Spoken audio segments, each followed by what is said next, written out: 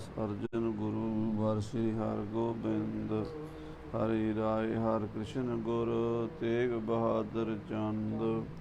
दसवें गोबिंद सिंह गुरु नमो चरण अरविंद। जिसमें अमृत ज्ञान है मानक भगत वर। गुरु ग्रंथ साहिब उदद बंदों कार्य। कहाँ बुद्ध प्रभ तुच्छ हमारी। वर्ण सकै महिमा जोत हम ना सकत कर सिफत तुम्हारी। आप हो तुम कथा हम ना सकत कर सिफत तुम्हारी। आप लिहो तुम कथा सुधारी।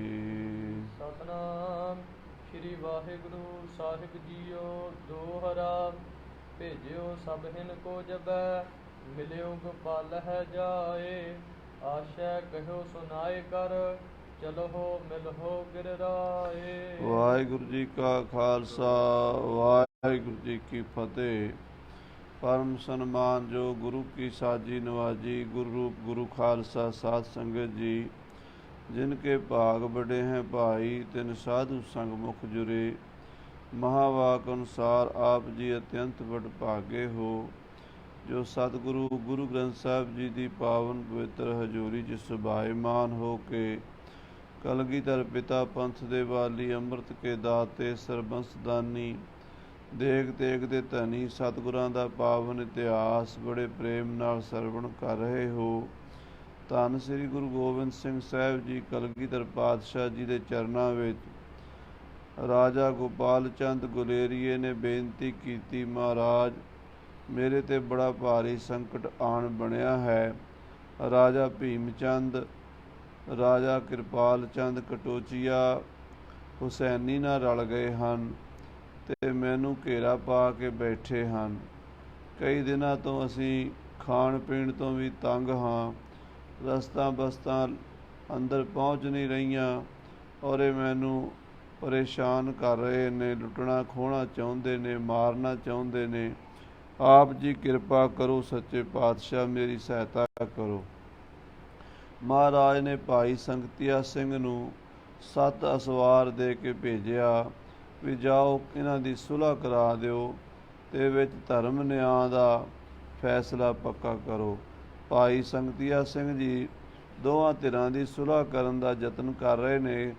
ਰਾਜੇ ਕਿਰਪਾਲ ਚੰਦ ਕਟੋਚੀ ਔਰ ਭੀਮ ਚੰਦ ਨੂੰ ਵੀ ਮਿਲੇ ਹਨ ਔਰ ਗੋਪਾਲ ਚੰਦ ਗੁਲੇਰੀਏ ਨੂੰ ਵੀ ਧਰਮ ਦੇ ਕੇ ਵਿੱਚ ਲਿਆਂਦਾ ਹੈ ਤੇ ਧਰਮ ਇਨਸਾਫ ਉੱਤੇ ਗੱਲ ਨਿਬੇੜਨੀ ਚਾਹੁੰਦੇ ਹਨ। ਪਰ ਹੁਸੈਨੀ ਵਰਗੇ ਹੰਕਾਰੀ ਜਿਨ੍ਹਾਂ ਨੂੰ ਧਰਮ ਨਾਲ ਕੋਈ ਸਰੋਕਾਰ ਨਹੀਂ, ਕੇਵਲ ਆਪਣੀ ਰਾਜਨੀਤੀ ਚਮਕਾਉਣੀ ਚਾਹੁੰਦੇ ਹਨ, ਉਹਨਾਂ ਦੀ ਕੀ ਦੁਰਦਸ਼ਾ ਹੋਵੇਗੀ, ਕੀ ਦੁਰਗਤੀ ਹੋਵੇਗੀ, ਉਹ ਅੱਗੇ ਆਪ ਜੀ ਸਰਵਣ ਕਰੋ। ਪਿਆਰ ਨਾਲ ਆਖੀਏ ਸਤਨਾਮ ਸ੍ਰੀ ਵਾਹਿਗੁਰੂ ਸਾਹਿਬ ਜੀ। ਸਤਨਾਮ ਸ੍ਰੀ ਵਾਹਿਗੁਰੂ ਸਾਹਿਬ ਜੀ। ਦੋਹਰਾ ਭੇਜਿਓ ਸਭ ਹਿਨ ਕੋ ਜਬੈ ਮਿਲਿਓ ਗੋਪਾਲ ਹੈ ਜਾਏ। ਜਦੋਂ ਇਹ ਪਹਿਲਾਂ ਭੀਮ ਚੰਦ ਨੂੰ ਮਿਲਿਆ, ਸੰਗਤੀਆ ਸਿੰਘ ਕਿਰਪਾਲ ਚੰਦ ਨੂੰ ਮਿਲਿਆ, ਹੁਸੈਨੀ ਨੂੰ ਮਿਲਿਆ ਤੇ ਇਹਨਾਂ ਨੇ ਆਖਿਆ ਵੀ ਤੁਸੀਂ ਜਾ ਕੇ ਗੋਪਾਲ ਚੰਦ ਨੂੰ ਲੈ ਆਓ ਤੇ ਅਸੀਂ ਧਰਮ ਇਨਸਾਫ ਦੇ ਉੱਤੇ ਫੈਸਲਾ ਕਰਾਂਗੇ। ਤੇ ਸੰਗਤੀਆ ਸਿੰਘ ਜਾ ਕੇ ਗੋਪਾਲ ਚੰਦ ਨੂੰ ਮਿਲਿਆ ਹੈ, ਗੁਲੇਰ ਦੇ ਰਾਜੇ ਨੂੰ। ਆਸ਼ਾ ਕਹੋ ਸੁਨਾਏ ਕਰ ਚਲੋ ਮਿਲੋ ਗਿਰਰਾਏ। ਔਰ ਜਾ ਕੇ ਗੋਪਾਲ ਚੰਦ ਨੂੰ ਸੰਗਤੀਆ ਸਿੰਘ ਨੇ ਸਾਰੀ ਗੱਲ ਸਮਝਾਈ ਹੈ ਵੀ ਹੇ ਰਾਜਾ ਜੀ ਚਲੋ ਤੁਸੀਂ ਆਪਣੇ ਭਾਈਚਾਰੇ ਨਾਲ ਭੀਮ ਚੰਦ ਨਾਲ ਕਿਰਪਾਲ ਚੰਦ ਨਾਲ ਬਹਿ ਕੇ ਗੱਲਬਾਤ ਕਰ ਲਵੋ। ਜੋ ਪਈ ਤੋਹੇ ਭਲੇ ਹਿਤ ਮੋਹੇ ਪਠਾਇਓ। ਹੇ ਗੋਪਾਲ ਚੰਦ ਤੇਰੇ ਭਲੇ ਵਾਸਤੇ ਮੈਨੂੰ ਸ੍ਰੀ ਗੁਰੂ ਗੋਬਿੰਦ ਸਿੰਘ ਸਾਹਿਬ ਜੀ ਕਲਗੀਧਰ ਪਾਤਸ਼ਾਹ ਨੇ ਅਨੰਦਪੁਰ ਸਾਹਿਬ ਤੋਂ ਭੇਜਿਆ ਹੈ। ਜਾਂਦੇ ਧਰਮ ਹੇਤ ਕਰ ਆਇਓ। ਇਸ ਕਰਕੇ ਮੈਂ ਧਰਮ ਦੇ ਉੱਤੇ ਸਹੁੰ ਦੇ ਉੱਤੇ ਗੱਲ ਮੁਕਾ ਕੇ ਆਇਆ ਹਾਂ। ਧਰਮ ਦਾ ਵਾਸਤਾ ਪਾਇਆ ਹੈ ਕਿਉਂਕਿ ਜਿਹੜਾ ਬੰਦਾ ਆਪਣੇ ਧਰਮ ਤੋਂ ਗਿਰ ਗਿਆ ਉਸ ਤੋਂ ਵੱਡੀ ਉਸ ਨੂੰ ਹੋਰ ਕੋਈ ਸਜ਼ਾ ਨਹੀਂ ਹੁੰਦੀ। ਸੋ ਜੇ ਆਪਣੇ ਧਰਮ ਤੋਂ ਹੀ ਗਿਰ ਜਾਣਗੇ ਤਾਂ ਬਿਨਾਂ ਮਾਰਿਆਂ ਆਪੇ ਹੀ ਮਰ ਜਾਣਗੇ। ਸੋ 10 ਅਸ਼ਟ ਨਰਕ ਕੁਸ਼ਟਨ ਬਿਖੈ, ਧਰਮ ਵਿਮੁਖ ਨਰ ਨੀਤ ਗਮ, ਹੈ ਧਰਮ ਸਾਰ ਸੰਸਾਰ ਮੈਂ, ਤਾਂ ਤੇ ਧਰਮ ਨਮਾਮ ਮਮ। ਜਿਹੜਾ ਬੰਦਾ ਆਪਣੇ ਧਰਮ ਤੋਂ ਗਿਰ ਜਾਂਦਾ ਹੈ 18 ਕੁੰਭੀ ਨਰਕਾਂ ਵਿੱਚ ਸੜਦਾ ਹੈ। ਸੋ ਮੈਂ ਧਰਮ ਦਾ ਵਿੱਚ ਵਿਚੋਲਾ ਪਾ ਕੇ ਧਰਮ ਨਿਆਂ ਕਰਕੇ ਸਹੁੰ ਪਾ ਕੇ ਉਹਨਾਂ ਨੂੰ ਲਿਆਇਆ ਆਇਆ ਹਾਂ। ਨਹਿ ਬਿਗਰਹਿਗੇ ਸੰਗ ਤਿਹਾਰੇ, ਇਹ ਉਹਨਾਂ ਨੇ ਕਿਹਾ ਵੀ ਅਸੀਂ ਆਪਣੇ ਧਰਮ ਇਮਾਨ ਤੇ ਪੱਕੇ ਰਵਾਂਗੇ ਔਰ ਰਾਜਾ ਗੋਪਾਲ ਚੰਦ ਨਾਲ ਕੋਈ ਧੋਖਾ ਨਹੀਂ ਕਰਾਂਗੇ, ਕੋਈ ਵਿਗਾੜ ਨਹੀਂ ਕਰਾਂਗੇ। ਕਰੀ ਬਾਤ ਮੈਂ ਅਨਕ ਪ੍ਰਕਾਰੇ, ਮੈਂ ਅਨੇਕਾਂ ਤਰੀਕੇ ਨਾਲ ਗੱਲਬਾਤ ਕੀਤੀ ਹੈ, ਸਾਰੇ ਪੱਖਾਂ ਨੂੰ ਵਿਚਾਰ ਕੇ ਆਇਆ ਹਾਂ। ਜੇਕਰ ਧਰਮ ਜਾਹੇਂਗੇ ਹਾਰ, ਜੇ ਉਹ ਆਪਣਾ ਧਰਮ ਹਾਰ ਜਾਣਗੇ, ਯਾਨੀ ਜਿਹੜਾ ਉਹਨਾਂ ਨੇ ਵਾਅਦਾ ਕੀਤਾ ਹੈ, ਜਿਹੜੀ ਜ਼ੁਬਾਨ ਕੀਤੀ ਹੈ, ਉਸ ਤੋਂ ਫਿਰ ਜਾਣਗੇ, ਮੁੱਕਰ ਜਾਣਗੇ। ਸ੍ਰੀ ਸਤਿਗੁਰ ਮੈਂ ਦੀਨ ਮਜਾਰ, ਤਾਂ ਫਿਰ ਸਤਿਗੁਰੂ ਕਲਗੀਧਰ ਪਾਤਸ਼ਾਹ ਨੂੰ ਮੈਂ ਵਿਚੋਲਾ ਪਾ ਕੇ ਆਇਆ ਹਾਂ। ਸਤਿਗੁਰੂ ਜੀ ਧਰਮ ਦੇ ਰਾਖੇ ਹਨ। ਜੇ ਕੋਈ ਧਰਮ ਦੇ ਵਿਰੁੱਧ ਜਾਵੇਗਾ ਤਾਂ ਕਲਗੀਧਰ ਪਾਤਸ਼ਾਹ ਆਪੇ ਹੀ ਦੰਡ ਦੇਣਗੇ। ਤੋ ਫਤਿਹ ਤੇਰੀ ਤਬ ਹੋਏ, ਤਾਂ ਫਿਰ ਜਿਹੜਾ ਧਰਮ ਤੋਂ ਹਾਰ ਜਾਵੇਗਾ ਉਹਦੀ ਹਾਰ ਹੋਵੇਗੀ, ਜਿਹੜਾ ਧਰਮ 'ਚ ਪੱਕਾ ਹੋਵੇਗਾ ਉਹਦੀ ਜਿੱਤ ਹੋਵੇਗੀ। ਸੋ ਰਾਜਾ, ਜੇ ਉਹ ਤੇਰੇ ਵਿਰੋਧੀ ਕਿਰਪਾਲ ਚੰਦ ਤੇ ਭੀਮ ਚੰਦ ਤੇ ਹੁਸੈਨ ਖਾਨ ਆਪਣੇ ਈਮਾਨ ਤੋਂ ਆਪਣੇ ਧਰਮ ਤੋਂ ਗਿਰ ਜਾਣਗੇ ਤਾਂ ਤੇਰੀ ਜਿੱਤ ਹੋ ਜਾਵੇਗੀ, ਤੇਰਾ ਮੋਰਚਾ ਫਤਿਹ ਹੋ ਜਾਵੇਗਾ।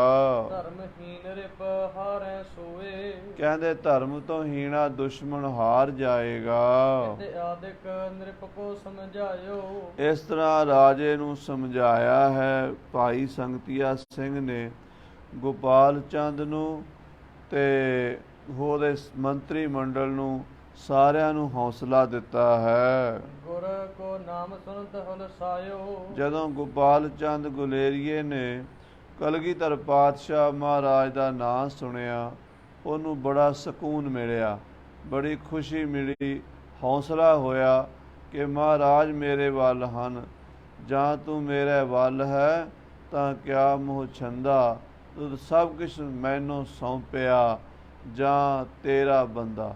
ਗੁਰਬਾਣੀ 'ਚ ਬਚਨ ਹੈ, ਜਿਸ ਦਾ ਕਰਤਾ ਵੱਲ ਸੋ ਕਦੇ ਨਾ ਹਾਰਦਾ। ਜਿਹਦੇ ਵੱਲ ਮਹਾਰਾਜ ਸੱਚੇ ਪਾਤਸ਼ਾਹ ਗਰੀਬ ਨਵਾਜ ਕਲਗੀਆਂ ਵਾਲੇ ਸਤਿਗੁਰੂ ਹਨ, ਉਹ ਕਦੀ ਹਾਰ ਸਕਦਾ ਹੈ, ਕਦੀ ਵੀ ਹਾਰ ਨਹੀਂ ਹੁੰਦੀ ਉਸ ਦੀ। ਕਹਿਤ ਪਇਓ ਜੇ ਪ੍ਰਭ ਵਿੱਚ ਆਏ, ਕਹਿਣ ਲੱਗਾ ਗੋਪਾਲ ਚੰਦ ਬੋਲਿਆ ਕਿ ਹੇ ਭਾਈ ਸੰਗਤੀਆ ਸਿੰਘ ਜੀ, ਜੇ ਮੇਰੇ ਪ੍ਰਭੂ ਜੀ, ਮੇਰੇ ਸਤਿਗੁਰੂ ਮਹਾਰਾਜ ਸੱਚੇ ਪਾਤਸ਼ਾਹ ਕਲਗੀਆਂ ਵਾਲੇ ਸ੍ਰੀ ਗੁਰੂ ਗੋਬਿੰਦ ਸਿੰਘ ਸਾਹਿਬ ਜੀ ਸਾਡੇ ਵਿੱਚ ਆ ਖਲੋਤੇ ਹਨ, ਤੋ ਸੰਦੇਹ ਨੇ ਮੁਝ ਬਨ ਆਏ, ਤਾਂ ਮੈਨੂੰ ਕੋਈ ਸ਼ੰਕਾ ਨਹੀਂ ਰਹਿ ਗਿਆ, ਕਿਉਂਕਿ ਜਿਹਦੇ ਵੱਲ ਮੇਰਾ ਸਤਿਗੁਰੂ ਹੈ ਉਹਦੀ ਹਰ ਮੈਦਾਨ ਫਤਿਹ ਹੁੰਦੀ ਹੈ। ਸੰਗਤੀਆ ਸਿੰਘ ਕੋ ਸੰਗ ਪਇਓ, ਕਹਿੰਦੇ ਸੰਗਤੀਆ ਸਿੰਘ ਦੇ ਨਾਲ ਗੋਪਾਲ ਚੰਦ ਗੁਲੇਰੀਆ ਤੁਰ ਪਿਆ।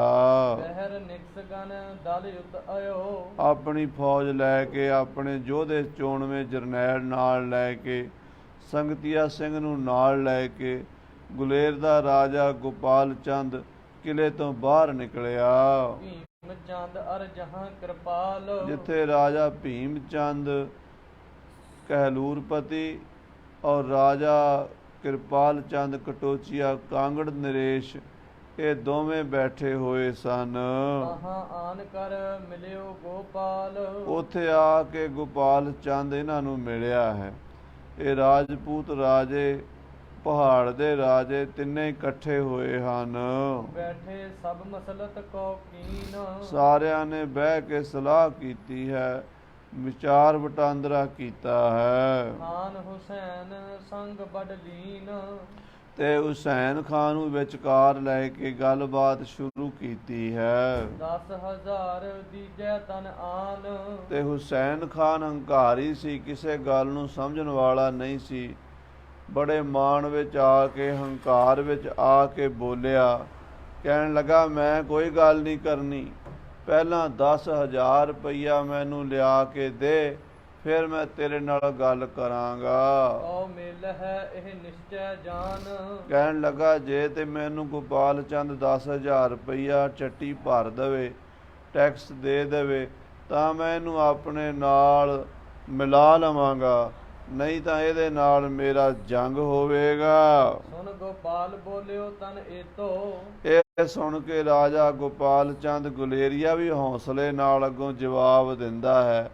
ਉਹ ਕਹਿੰਦਾ ਹੈ ਇੰਨਾ ਪੈਸਾ ਮੈਂ ਨਹੀਂ ਦੇ ਸਕਦਾ। ਉਹਨੇ ਦੇ ਤਲਰੈ ਰਿਪਕੇਤੋ। ਬੇਸ਼ੱਕ ਤੂੰ ਮੇਰੇ ਨਾਲ ਲੜ ਲੈ, ਜਿੰਨੀ ਮਰਜ਼ੀ ਦੁਸ਼ਮਣ ਮੇਰੇ ਨਾਲ ਲੜਾਈ ਕਰੇ, ਮੈਂ ਲੜਨ ਨੂੰ ਤਿਆਰ ਹਾਂ। ਕਿਉਂਕਿ ਹੁਣ ਗੋਪਾਲ ਚੰਦ ਗੁਲੇਰੀਏ ਨੂੰ ਹੌਸਲਾ ਹੋ ਗਿਆ ਕਿ ਮੇਰੀ ਪਿੱਠ ਤੇ ਕਲਗੀਆਂ ਵਾਲੇ ਪਾਤਸ਼ਾਹ ਦਾ ਹੱਥ ਹੈ, ਜਿਹਦੇ ਵੱਲ ਬਾਜਾਂ ਵਾਲਾ ਹੈ, ਉਹ ਕਦੀ ਹਾਰ ਨਹੀਂ ਸਕਦਾ।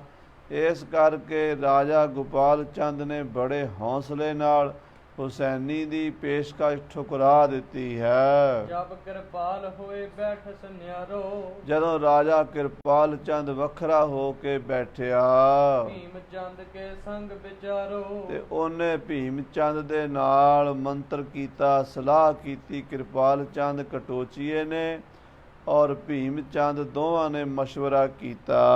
ਐਸ ਘਾਤ ਫਿਰ ਹਾਥ ਨ ਐਹੈ। ਆਪਸ ਵਿੱਚ ਦੋਵੇਂ ਪਾਪੀ, ਭੀਮ ਚੰਦ ਵੀ ਮਨ ਦਾ ਖੋਟਾ ਸੀ, ਜਦੋਂ ਲੋੜ ਪੈਂਦੀ ਸੀ ਉਦੋਂ ਗੁਰੂ ਕਿਆਂ ਨੂੰ ਆਪਣੇ ਨਾਲ ਰਲਾ ਲੈਂਦਾ ਸੀ, ਤੇ ਜਦੋਂ ਕੰਮ ਨਿਕਲ ਜਾਂਦਾ ਸੀ ਗੁਰੂ ਘਰ ਦਾ ਵਿਰੋਧੀ ਬਣ ਜਾਂਦਾ ਸੀ। ਤੇ ਕਿਰਪਾਲ ਚੰਦ ਕਟੋਚੀਆ ਪਹਾੜ ਦੇ 22 ਧਾਰ ਰਾਜਿਆਂ ਵਿੱਚੋਂ ਸਭ ਤੋਂ ਸ਼ਰਾਰਤੀ ਕਿਸਮ ਦਾ ਬੰਦਾ ਸੀ। ਜਿੰਨੀਆਂ ਲੜਾਈਆਂ ਕਰਾਂਦਾ ਸੀ ਇਹੀ ਕਰਵਾਇਆ ਕਰਦਾ ਸੀ। ਕਿਰਪਾਲ ਚੰਦ ਕਟੋਚੀਆ ਤੇ ਭੀਮ ਚੰਦ ਆਪਸ 'ਚ ਗੱਲਾਂ ਕਰਦੇ ਨੇ। ਐਸ ਘਾਤ ਫਿਰ ਹਾਥ ਨਾ ਐਹ। ਇਹ ਪਾਵਨ ਪੰਕਤੀ ਬਚਿੱਤਰ ਨਾਟਕ ਵਿੱਚ 10ਵੇਂ ਪਾਤਸ਼ਾਹ ਜੀ ਨੇ ਉਚਾਰਨ ਕੀਤੀ ਹੈ। ਕਵੀ ਭਾਈ ਸੰਤੋਖ ਸਿੰਘ ਜੀ ਪ੍ਰਮਾਣ ਵਜੋਂ ਇੱਥੇ ਆਪਣੇ ਮਹਾਕਾਵ ਗੁਰਪ੍ਰਤਾਪ ਸੂਰਜ ਵਿੱਚ ਲਿਖ ਰਹੇ ਨੇ। ਪੰਕਤੀ ਇਹ 10ਵੇਂ ਪਾਤਸ਼ਾਹ ਦੀ ਲਿਖੀ ਹੋਈ ਹੈ ਕਿ ਐਸ ਘਾਤ ਫਿਰ ਹਾਥ ਨਾ ਹੈ। ਇਹੋ ਜਿਹਾ ਮੌਕਾ ਮੁੜ ਕੇ ਸਾਡੇ ਹੱਥ ਨਹੀਂ ਆਉਣਾ। ਸਭ ਹੂੰ ਫੇਰ ਸਮੋ ਛਲ ਜਹੈ। ਇਹ ਪੰਕਤੀ ਵੀ 10ਵੇਂ ਪਾਤਸ਼ਾਹ ਜੀ ਦੀ ਲਿਖੀ ਹੋਈ ਹੈ ਕਿ ਜੇ ਇਹ ਸਾਰਾ ਸਮਾਂ ਸਾਡੇ ਹੱਥੋਂ ਨਿਕਲ ਗਿਆ, ਅੱਜ ਦਾ ਮੌਕਾ ਆਪਾਂ ਨਾ ਸੰਭਾਲਿਆ, ਤੇ ਫਿਰ ਗੋਪਾਲ ਚੰਦ ਸਾਡੇ ਕਾਬੂ ਨਹੀਂ ਆਵੇਗਾ। ਗੋਪਾਲੈ ਸੋ ਅਬੈ ਗਹਿ ਲੀਜੈ। ਇਹ ਪੰਕਤੀ ਵੀ 10ਵੇਂ ਪਾਤਸ਼ਾਹ ਦੀ ਬਾਣੀ ਵਿੱਚੋਂ ਹੀ ਲਿਖੀ ਹੈ ਕਵੀ ਜੀ ਨੇ। ਕਹਿੰਦੇ ਗੋਪਾਲੈ ਸਹਿ ਗੋਪਾਲ ਚੰਦ ਰਾਜੇ ਨੂੰ ਹੁਣੇ ਹੀ ਕੈਦ ਕਰ ਲਈਏ, ਹੁਣੇ ਹੀ ਆਪਣੇ ਕਾਬੂ ਕਰ ਲਈਏ। ਕੈਦ ਕੀਜੀਐ ਕਹਿ ਬਦ ਕੀਜੈ। ਕੈਦ ਕੀਜੀਏ, ਜਾਂ ਤੇ ਇਹਨੂੰ ਕੈਦ ਕਰ ਲਈਏ ਤੇ ਜਾਂ ਇਹਦਾ ਵੱਧ ਕਰ ਦਈਏ। ਗੋਪਾਲੈ ਸੋ ਅਬੈ ਗਹਿ ਲੀਜੈ, ਕੈਦ ਕੀਜੀਐ ਕਹਿ ਬਦ ਕੀਜੈ। ਇਹ ਜਦੋਂ ਪੰਕਤੀਆਂ ਸਾਰੀਆਂ ਹੀ ਮਹਾਰਾਜ 10ਵੇਂ ਪਾਤਸ਼ਾਹ ਦੀਆਂ ਭਾਈ ਸੰਤੋਖ ਸਿੰਘ ਨੇ ਕੋਡ ਕੀਤੀਆਂ ਨੇ। ਬਚਿੱਤਰ ਨਾਟਕ ਦੀ ਕਥਾ ਵਿੱਚ ਵੀ ਆਪ ਜੀ ਸੁਣ ਸਕਦੇ ਹੋ। ਇਹ ਪੰਕਤੀਆਂ ਇਸੇ ਤਰ੍ਹਾਂ ਆਉਂਦੀਆਂ ਹਨ।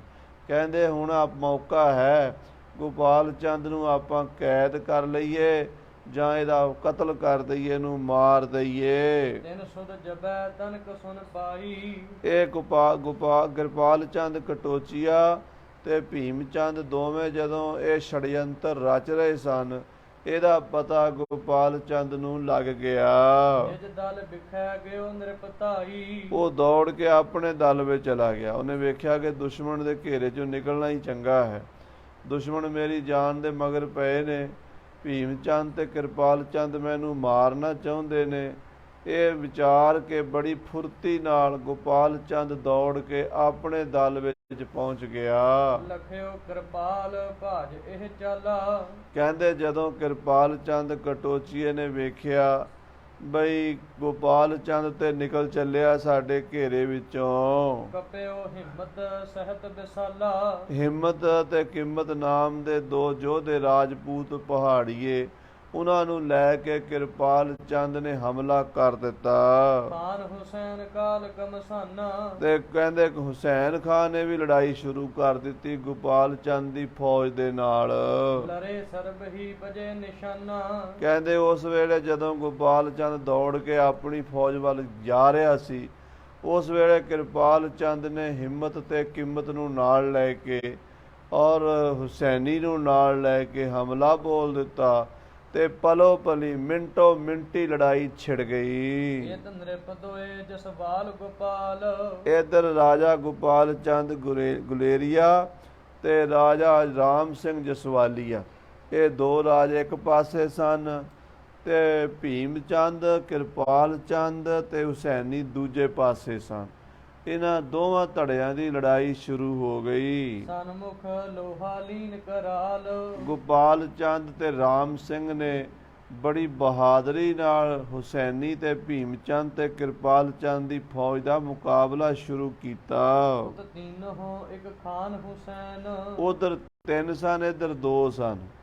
ਇੱਕ ਤਾਂ ਹੁਸੈਨ ਖਾਨ ਸੀ ਜਿਹੜਾ ਕਿ ਪਠਾਨ ਦਿਲਾਵਰ ਖਾਨ ਦਾ ਗੁਲਾਮ, ਇਹ ਬੀੜਾ ਉਠਾ ਕੇ ਤੁਰਿਆ ਸੀ ਕਿ ਪਹਿਲਾਂ ਮੈਂ 22 ਧਾਰ ਦੇ ਰਾਜਿਆਂ ਨੂੰ ਆਪਣੇ ਨਾਲ ਮਿਲਾਵਾਂਗਾ, ਇਹਨਾਂ ਕੋਲੋਂ ਟੈਕਸ ਲਵਾਂਗਾ, ਇਹਨਾਂ ਕੋਲੋਂ ਮਾਇਆ ਲਵਾਂਗਾ, ਇਹਨਾਂ ਕੋਲੋਂ ਫੌਜ ਤੇ ਹਥਿਆਰ ਇਕੱਠੇ ਕਰਾਂਗਾ ਤੇ ਫਿਰ ਮੈਂ ਗੁਰੂ ਗੋਬਿੰਦ ਸਿੰਘ ਨੂੰ ਵੇਖਾਂਗਾ।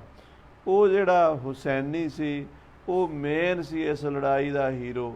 ਉਹ ਅੱਗੇ ਹੋ ਕੇ ਗੋਪਾਲ ਚੰਦ ਦੇ ਖਿਲਾਫ ਲੜ ਰਿਹਾ ਹੈ। ਭੀਮ ਚੰਦ ਦੂਸਰ ਬੜ ਸੈਨ। ਤੇ ਦੂਜੀ ਫੌਜ ਉਹਦੇ ਨਾਲ ਰਲ ਗਈ ਹੈ ਰਾਜਾ ਭੀਮ ਚੰਦ ਕਹਿਲੂਰੀਏ ਦੀ। ਤ੍ਰਿਤੀਆ ਬੜੋ ਕਿਰਪਾਲ ਕਟੋਚ। ਤੇ ਤੀਜਾ ਕਾਂਗੜੇ ਦਾ ਰਾਜਾ ਵੱਡਾ ਕਿਰਪਾਲ ਚੰਦ ਕਟੋਚੀਆ ਵੀ ਨਾਲ ਹੈ। ਬਰਛੀ ਗੁਲਕਾਂ ਬਾਨਨ ਮੋਚ। ਬਰਛੀਆਂ ਬਰਛੇ ਨੇਜੇ ਚੱਲ ਪਏ ਹਨ, ਤੀਰਾਂ ਤੇ ਗੋਲੀਆਂ ਦਾ ਮੀਂਹ ਵਰਨ ਲੱਗਾ ਹੈ। ਬੜੀ ਘਮਸਾਨ ਦੀ ਲੜਾਈ ਗੁਲੇਰ ਦੇ ਇਲਾਕੇ 'ਚ ਹੋ ਰਹੀ ਹੈ। ਦਾਰਨ ਜੰਗ ਪਇਓ ਇਨ ਕੇਰਾ। ਕਹਿੰਦੇ ਇਹਨਾਂ ਦਾ ਬੜਾ ਭਿਆਨਕ ਜੰਗ ਮਚਿਆ ਹੈ। ਕਾਰ ਚੋਲ ਚਮਕੇ ਤਿਸ ਬੇਰਾ। ਕਰਾ ਚੌਲ, 4-4 ਉਂਗਲ ਚੌੜੇ ਤੇਗੇ ਨੂੰ ਕਰਾ ਚੌਲ ਕਹਿੰਦੇ ਆ। ਵਹ ਤੇਗੇ ਲਿਸ਼ਕਦੇ, ਖੰਡੇ ਲਿਸ਼ਕਦੇ ਹਨ। ਹੱਥਾਂ ਵੱਥ ਮਿਲ ਗਏ ਇੱਕ ਵਾਰੀ। ਲਸ਼ਕਣ ਤੇਗਾਂ ਬਰਛੀਆਂ ਸੂਰਜ ਨਜ਼ਰ ਨਾ ਪਾਏ।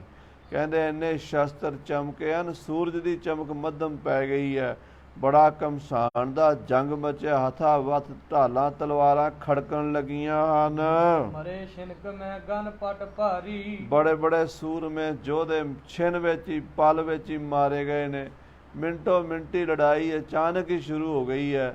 ਪਤਾ ਨਹੀਂ ਲੱਗਾ ਕਿਹੜੇ ਵੇਲੇ ਲਹੂ ਲੁਹਾਨ ਹੋ ਗਈ ਹੈ ਧਰਤੀ। ਸਭ ਰਣ ਗੁਰ ਗੋਬਿੰਦ ਸਿੰਘ ਕਹਿਓ। ਕਹਿੰਦੇ ਇਹ ਸਾਰੀ ਕਥਾ ਸ੍ਰੀ ਗੁਰੂ ਗੋਬਿੰਦ ਸਿੰਘ ਸਾਹਿਬ ਜੀ ਨੇ ਆਪਣੀ ਬਾਣੀ ਵਿੱਚ ਕਹੀ ਹੈ। ਬੀਚ ਬਚਿੱਤਰ ਨਾਟਕੇ ਲਹਿਓ। ਬਚਿੱਤਰ ਨਾਟਕ ਵਿੱਚ ਖਾਲਸਾ ਜੀ ਪੜ੍ਹ ਸਕਦੇ ਹੋ। ਦੇਖੋ ਸਾਧ ਸੰਗਤ ਜੀ, ਅੱਜ ਕੱਲ੍ਹ ਸ਼ੰਕਾਵਾਦੀਆਂ ਨੇ ਗੁਰੂ ਕੇ ਸਿੱਖਾਂ ਦੇ ਨਿਸ਼ਚੇ ਕਿੰਨੇ ਤੋੜ ਦਿੱਤੇ ਕਿ ਦਸਮ ਪਾਤਸ਼ਾਹ ਦੀ ਬਾਣੀ ਤੋਂ ਖਾਲਸੇ ਪੰਥ ਨੂੰ ਬੇਮੁਖ ਕਰ ਦਿੱਤਾ। ਪਰ ਸਾਡੇ ਪੁਰਾਣੇ ਸਾਰੇ ਸਰੋਤ ਸਟੈਪ ਬਾਈ ਸਟੈਪ ਮੰਨਦੇ ਆ ਰਹੇ ਨੇ ਕਿ ਇਹ ਬਾਣੀ ਸਤਿਗੁਰੂ ਦਸਵੇਂ ਪਾਤਸ਼ਾਹ ਜੀ ਦੀ ਹੈ।